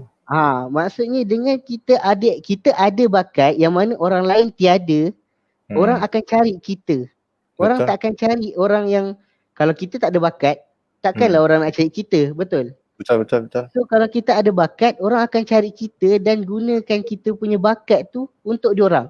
So dengan cara itu kita dapatlah duit daripada diorang kan. Tak adalah kalau kita ada bakat, kita diam, kita duduk rumah, kita tak paparkan. Jadi di situ bakat itu akan menjadi sia-sia. Dan saya yakin mungkin orang kata di sewaktu pandemik COVID-19 ni remaja-remaja akan melakukan yang terbaik lah. Sebab apa? Dia akan merasa tekanan dengan family yang mungkin orang kata family yang mempunyai tekanan tinggi dan ingin membantu keluarga mereka untuk keluar daripada suasana tertekan tersebut. Jadi mereka boleh ambil cara yang saya telah mungkin boleh ambil inisiatif yang berikut. InsyaAllah. So itu saja daripada saya. Diserahkan semula kepada Tuan Moderator. Baik, terima kasih Saudara Adli solusi ataupun cadangan saudara Adli berkaitan dengan bagaimana kita untuk mengatasi masalah dari segi pendapatan. Kita boleh tulis blog, kita boleh menjadi dropship. Saya rasa umumnya sudah tahu dropship itu apa kan, tidak perlu penjelasan yang begitu panjang kan, sebab untuk memulakan perniagaan tidak semestinya dengan keuangan semata-mata. Ada je barang berjenama yang mudah untuk dijual dan dengan kos dropship bermula dengan RM0, ada saja. Kan, cuma kita kena teroka dan cuba cari lagi lah apa yang sesuai dengan keadaan kita lah. Dan tidak semestinya lelaki tak boleh jual tudung, tak boleh jual lipstick kan, tak semestinya. Hari ini kita bergantung kepada permintaan. Kalau banyak permintaan, peluang itulah yang kita cuba grab dan lakukan. Baik, penonton pun semakin ramai, termasuk yang tidak tengok. Okey. So kita akan teruskan dengan panel kita yang terakhir, panel kita yang boleh saya katakan handsome lagi bergaya, luar biasa. Okey, berkaitan dengan solusi dari segi penyakit mental, okey, seperti yang dibincangkan oleh saudara Najib pada pusingan yang pertama tadi, cabaran peningkatan dari segi angka yang disebutkan 10% tadi, malah ada akhbar-akhbar yang menyatakan kadar kematian disebabkan bunuh diri lebih tinggi berbanding yang disebabkan oleh pandemik COVID-19 ini sendiri kan. Mungkin daripada pandangan saudara Haziq, apakah solusi yang sesuai untuk kita mengatasi masalah ini? Silakan. Okey. Bismillahirrahmanirrahim. Assalamualaikum warahmatullahi wabarakatuh. Dan salam sejahtera kepada audiens dan juga rakan-rakan panel serta Tuan Lokman Ibrahim selaku moderator malam ini. Okey. Allahumma salli ala sayyidina Muhammad wa ala alihi wasallam. Okey, saya Haziq akan kesinambungan daripada cerita panel Najib dia yang dah menerangkan mengenai kemurungan. Jadi bagaimana saya pula akan menjelaskan bagaimana kita nak membantu orang yang mengalami kemurungan. Apa usaha-usaha yang kita boleh lakukan? Faham tak? Betul. Apa yang sebagai contoh, tak semestinya usaha ni kaunselor saja. Orang kadang-kadang dia dah tetapkan tugas tu kepada satu pihak. Padahal usaha awal semua orang boleh buat. Okey, yang first yang boleh saya sarankan ialah kita kalau kita mempunyai satu permasalahan, kita share permasalahan kita dengan orang yang kita percaya dahulu. Sebagai contoh, seperti ibu bapa kita, ahli keluarga yang kita percayai, maksudnya selain daripada ibu bapa kita siapa? Adik-beradik kita ada kakak, ada abang, ada adik, tak kisah sebenarnya, asalkan dia yang kita boleh percaya dengan dia. Selepas tu, kalau andai kata dua tu tak berjalan, kita boleh berkongsi permasalahan kita dengan kaunselor sekolah. Itulah function kaunselor diletakkan di dalam institusi persekolahan. Seterusnya kalau andai kata, sebab saya, pengalaman saya lah kan, saya pernah berpraktikal selama 2 minggu di sekolah. Memang Encik Loman, 2 minggu di sekolah memang banyaklah saya tahu kan, murid-murid memang takut dengan kaunselor sekolah. Lagi-lagi dengan betul, saya ada tanya, diorang pun share dengan saya, Encik Loman, lagi-lagi diorang takut dengan kaunselor yang dah berumur tau. Saya pun tak tanyalah kenapa, sebab maybe pendekatan diorang tu lebih, saya tanya ada yang kata garang. Kalau datang buat sesi diorang macam Cik Loman tahu tak sekarang orang kata apa, judge.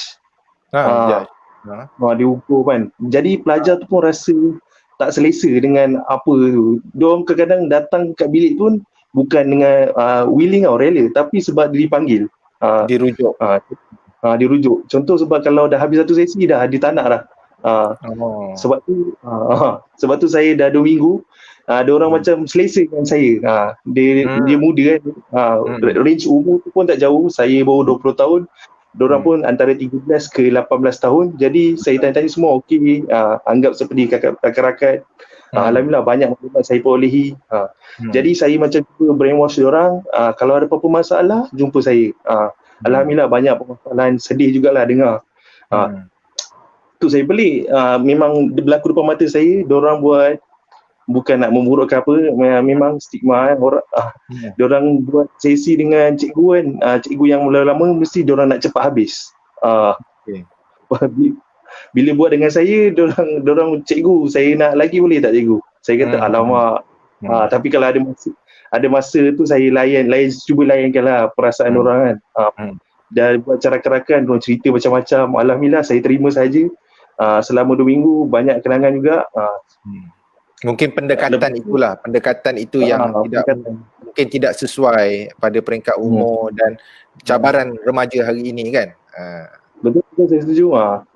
Lagipun saya macam baru 3 tahun lepas sekolah, tapi saya boleh rasalah apa orang rasa. So saya ambil pendekatan, saya sembang baik-baik dengan orang, cerita baik-baik perlahan, jagalah SOP sepanjang COVID ni kan, jarak sikit, letak sanitizer dulu sebelum dengan orang. Diorang pun selesa alhamdulillah.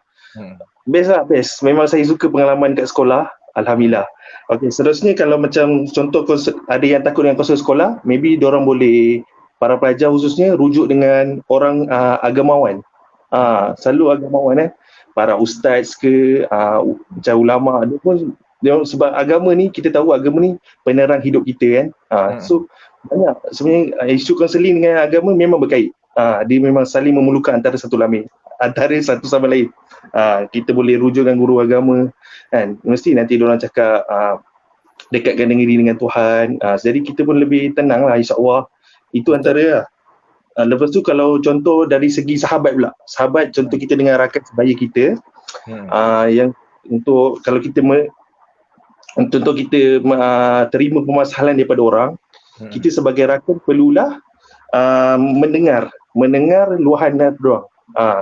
Apa yang saya tahu, saya belajar dalam ilmu kaunseling ni, kita jangan beri pendapat kalau macam kawan kita tak minta. Betul tak Cik Leman?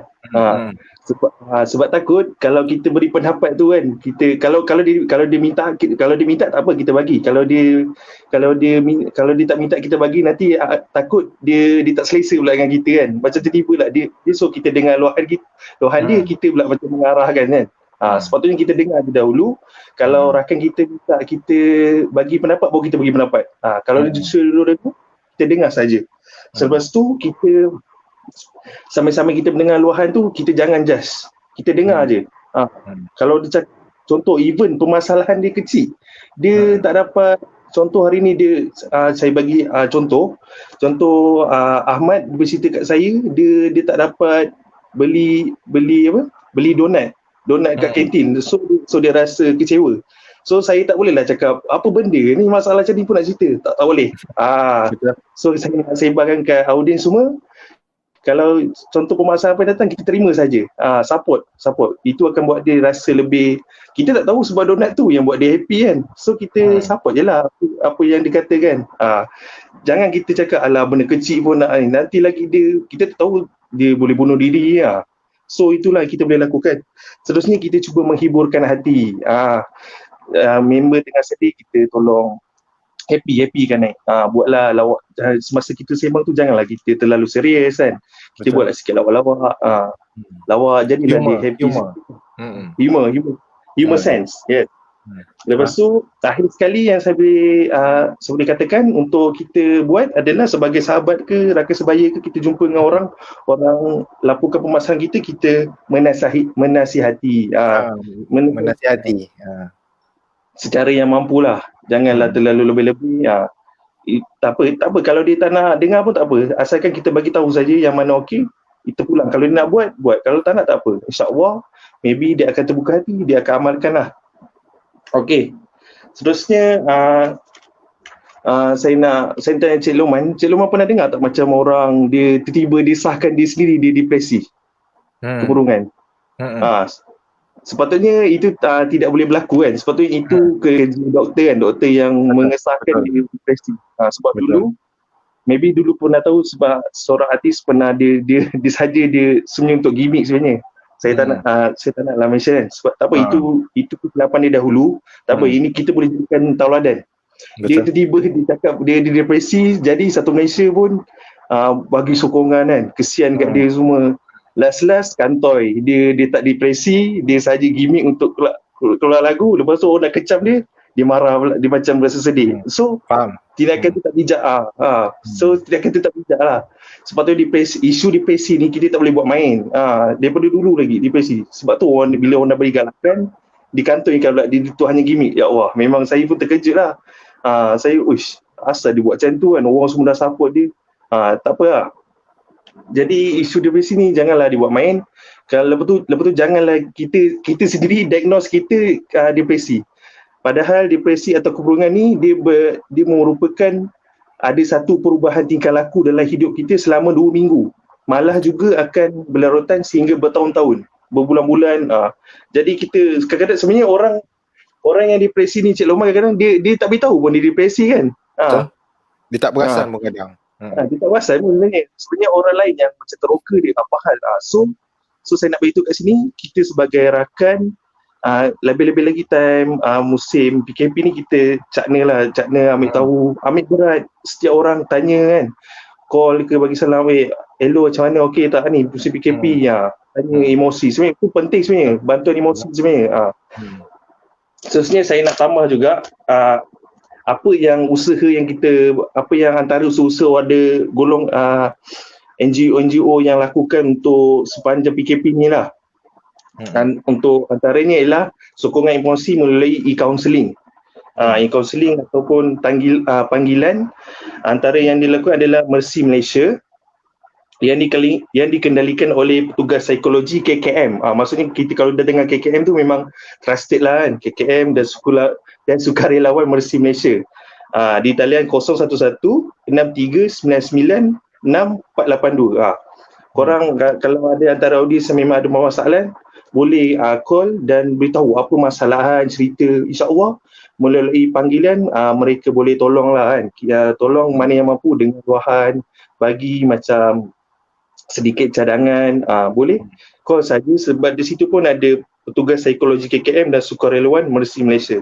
Seterusnya antara yang saya share, antara yang famous juga, iaitu talian kasih yang dikendalikan oleh Kementerian Pembangunan Wanita dan Masyarakat Malaysia. Kita juga boleh utarakan isu keganasan rumah tangga yang sedang berlaku kan. Situ boleh. Di talian e-kasih iaitu 15999. Laporkan saja apa masalah. Di situ ada kaunselor-kaunselor, bahkan ada, tak silap saya, ada kaunselor yang dipanggil secara sukarela juga untuk bantu masyarakat. Sebab kita tengok peningkatan semakin drastik. Kita pun sedih tengok orang sakit mental sebenarnya kan. Jadi kita jangan buat macam benda ni. Selagi kita boleh tolong, kita tolong. Seterusnya talian Befrienders. Ni pun famous juga. Saya dengar kat rakan-rakan, kebanyakannya Befrienders tu saya tengok remaja. Remaja banyak. Dia call kan, tanya masalah semua. Sebab yelah kita remaja kan, kebanyakan ada yang broken family kan. Diorang banyak kisah-kisah tu diorang share lah dekat dalam Befrienders ni, alih-alih. Tak apa, insyaAllah pelan-pelan dalam usaha nak mengatasi kemurungan ni, dia perlukan pelan-pelan lah. Jangan kita drastik. Memang banyak suara-suara orang semua. Memang kita kena teguhkan iman kita pelan-pelan untuk kita cari solusi untuk keluar daripada kemurungan, insyaAllah. Seterusnya Cik Loman, saya juga nak berkongsi statistik daripada Akhbar Malaysia Deadline kepada audiens. Kes bunuh diri disebabkan bebenah hutang banyak, 266 kes. Dengan 25% sebab beban hutang. Lepas tu diikuti pula rapat dengan masalah mental, cinta, penyalahgunaan dadah. Padahal yang boleh saya simpulkan di sini, semua tu berkait dengan masalah mental lah. Sebab bila dia dah stres dengan hutang yang diterima, jadi dia akan mengambil dadah. Dia cuba semua yang boleh buat dia happy untuk sementara. Lepas tu masalah cinta. Masalah cinta memang famous lah. Saya kena time kat sekolah. Memang lah. Tak apa, itu memang masalah tu memang kita tak boleh lari lah. Kita kadang-kadang orang yang biasa, apalah cinta-cinta budak-budak kan. Tak apa, itu diorang punya stigma kan. Tapi kita sebagai as a counselor yang mempunyai ilmu mengenai etika, kita ambil saja. Menerima tanpa syarat. Menerima. Kalau menolak tanpa syarat tak datang kat kita. Salah, menolak tanpa syarat. Menerima tanpa syarat. Kisahlah. Itu masalah kecil ke, masalah besar ke, dia tu berpakaian seksi ke, pakaian buruk ke, kita terima je. Itu mungkin kecil pada kita tapi besar pada yang melalui dia kan. Betul. Jadi apa yang boleh yang saya nak tambah lagi mengenai saya nak beritahu kepada audiens macam contoh apa usaha yang kita boleh lakukan lagi. Saya nak tolong sematkan sifat empati. Empati. Okey. Di mana kita meletakkan diri kita dalam permasalahan orang lain. Saya memang suka nak ingatkan kepada masyarakat semua sebab orang kadang-kadang kekurangan empati ni yang buat orang sakit mental kan. Sebab dia tak selami apa yang orang tu rasa semua. So dia suka judge orang tu dah kiok, dah meninggal dunia, barulah dia rasa bersalah semua kan. So apa yang orang ceritakan kita dengar je dulu, kita tolong mana yang mampu. Kalau tak, sedangkan dalam Islam pun kalau kita paling lemah pun kita mendoakan kan. Sedangkan mendoakan saudara kita dan tanpa pengetahuan dia dah dikira pahala lagi kan. Lagilah. Betul. At least kita tolonglah apa yang patut. Kita tolong apa patut, dengar je dulu, jangan kita juga judge. Sebab orang banyak, memanglah perubahan tu susah kan. Jadi kita tolonglah, kita jangan merasa kita ni cukup baik. Padahal banyak orang luar sana yang susah lagi. Kita tolong. Baik, Saudara Haziq. Sekian itu sajalah daripada saya. Cik Luman. Okey, baik. Terima kasih Saudara Haziq. Boleh saya simpulkan Saudara Haziq menyatakan respon kita sebagai orang sekeliling yang mendapat aduan ataupun kita mengetahui sebilangan rakan ataupun jiran kita ataupun saudara mara kita yang mengalami tekanan ataupun kemurungan, kita perlu memberi bantuan ataupun menyalurkan bantuan kepada mereka. Betul. Ya, begitu Saudara Haziq. Jadi terima kasih. Baik, mungkin kita boleh pergi kepada soalan daripada penonton. Kita tengok soalan daripada penonton, silakan. Okey, Encik Syarimi Syarudin. Okey, impak pandemik COVID-19 yang sangat jelas adalah mempengaruhi aktiviti co-curriculum di sekolah. Sedangkan kita semua maklum penglibatan dan aktifnya dalam co-curriculum sekolah adalah wajib sebagai satu syarat untuk melayakkan diri ke institusi pengajian tinggi, awam ataupun swasta. Ahli panel tolong kupas dan beri sedikit komen tentang ini. Silakan. Siapa ahli panel? Saudara Afiq, silakan. Boleh? Ya, boleh Tuan Moderator. Baiklah, Okay, saya cuba untuk jawab persoalan yang diajukan kepada saya, iaitu impak pandemik COVID-19 yang sangat jelas mempengaruhi aktiviti co-curriculum. Dan seperti yang kita tahu, aktiviti kurikulum merupakan syarat untuk melayakkan diri ke institusi pengajian tinggi dan juga APTS. Jadi ahli panel tolong kupas. Baiklah, seperti yang kita tahu, apabila berlakunya ataupun datangnya wabak COVID-19 di negara kita ni, kita perlu membiasakan diri dengan norma baru. Macam yang saya cakap tadi, berkaitan dengan pembelajaran secara atas talian, itu juga merupakan norma baru. Tetapi apabila kita tengok balik apa itu COVID-19, COVID-19 ini merupakan satu virus yang di mana ianya boleh mudah untuk dijangkiti daripada seseorang individu ke individu yang lain.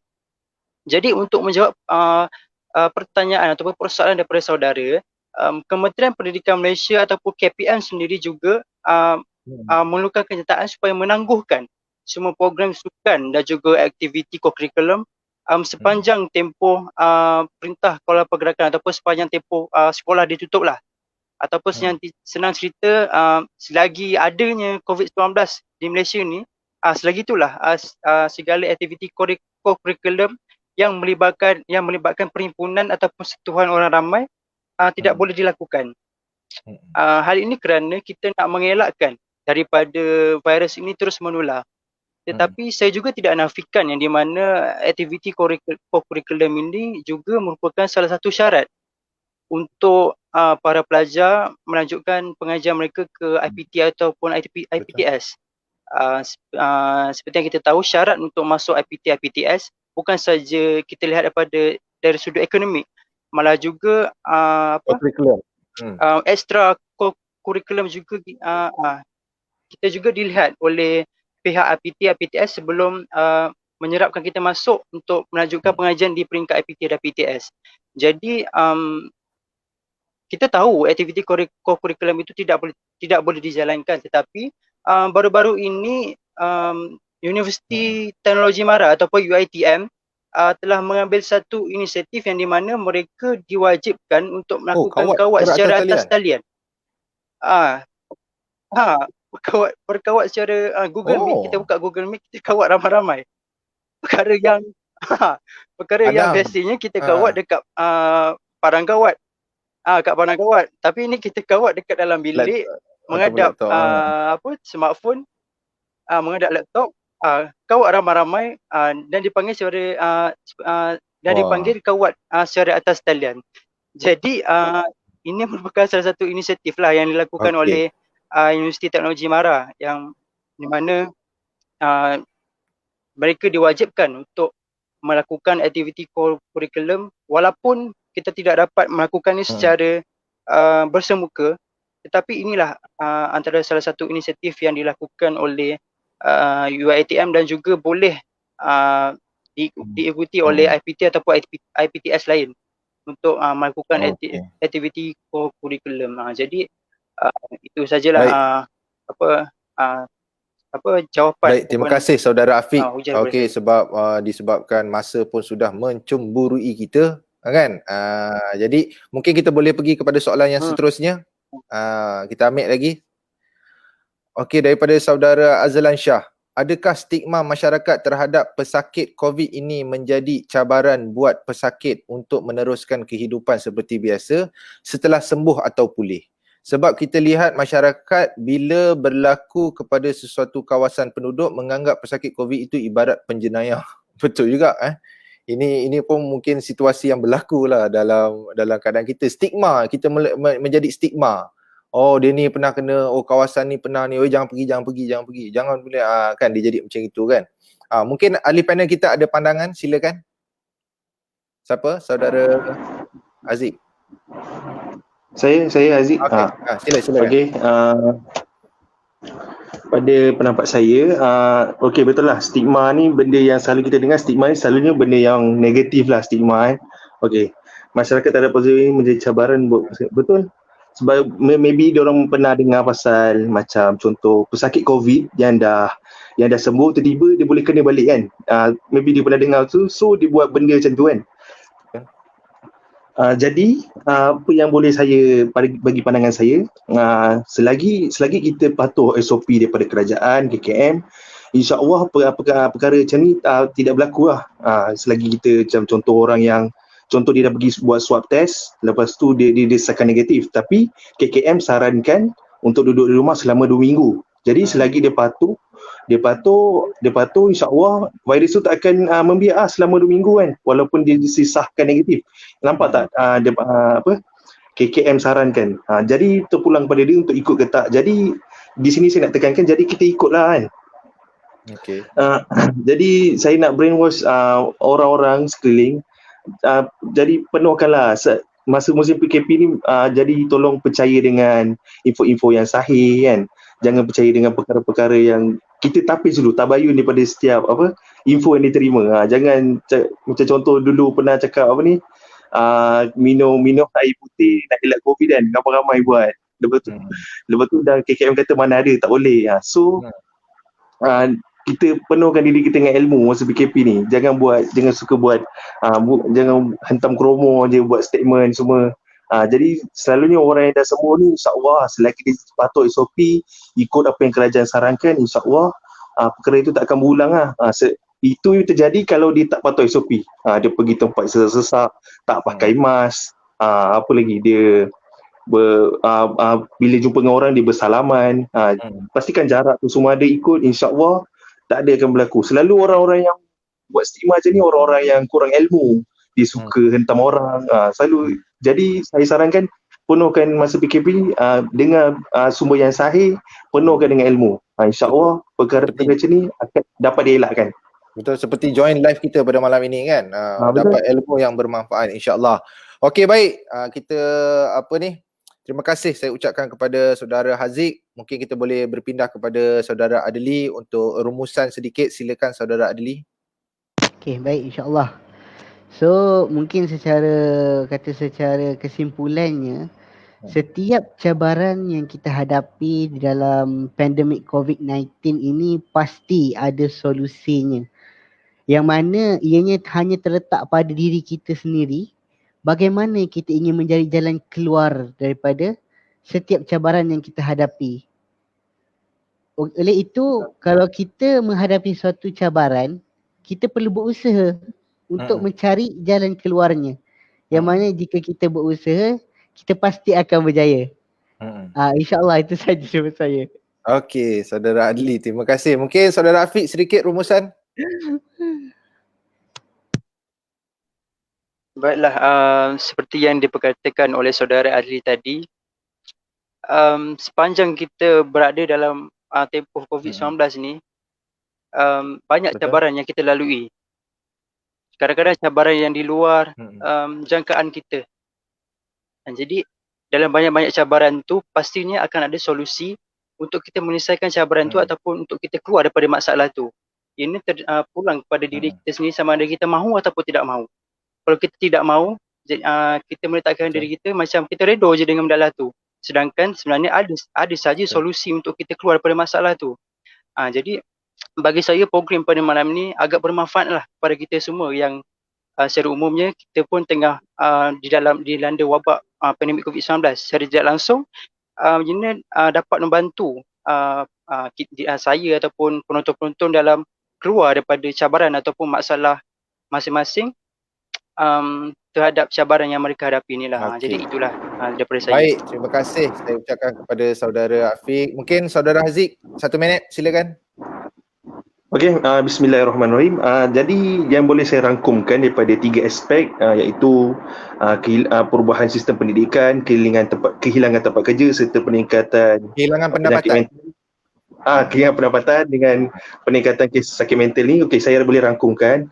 Semua ni memang berkait semasa PKP ni. Jadi musibah yang datang ni supaya Allah datangkan musibah ni bukan suka-suka. Jadi untuk kita lebih berfikir apa tindakan kita untuk lakukan. Adakah kita hanya berdiam diri saja ataupun menerima apa semua datang ni untuk kita menuju kebinasaan ataupun kita lakukan sesuatu untuk kita terus lawan apa yang datang. Okey.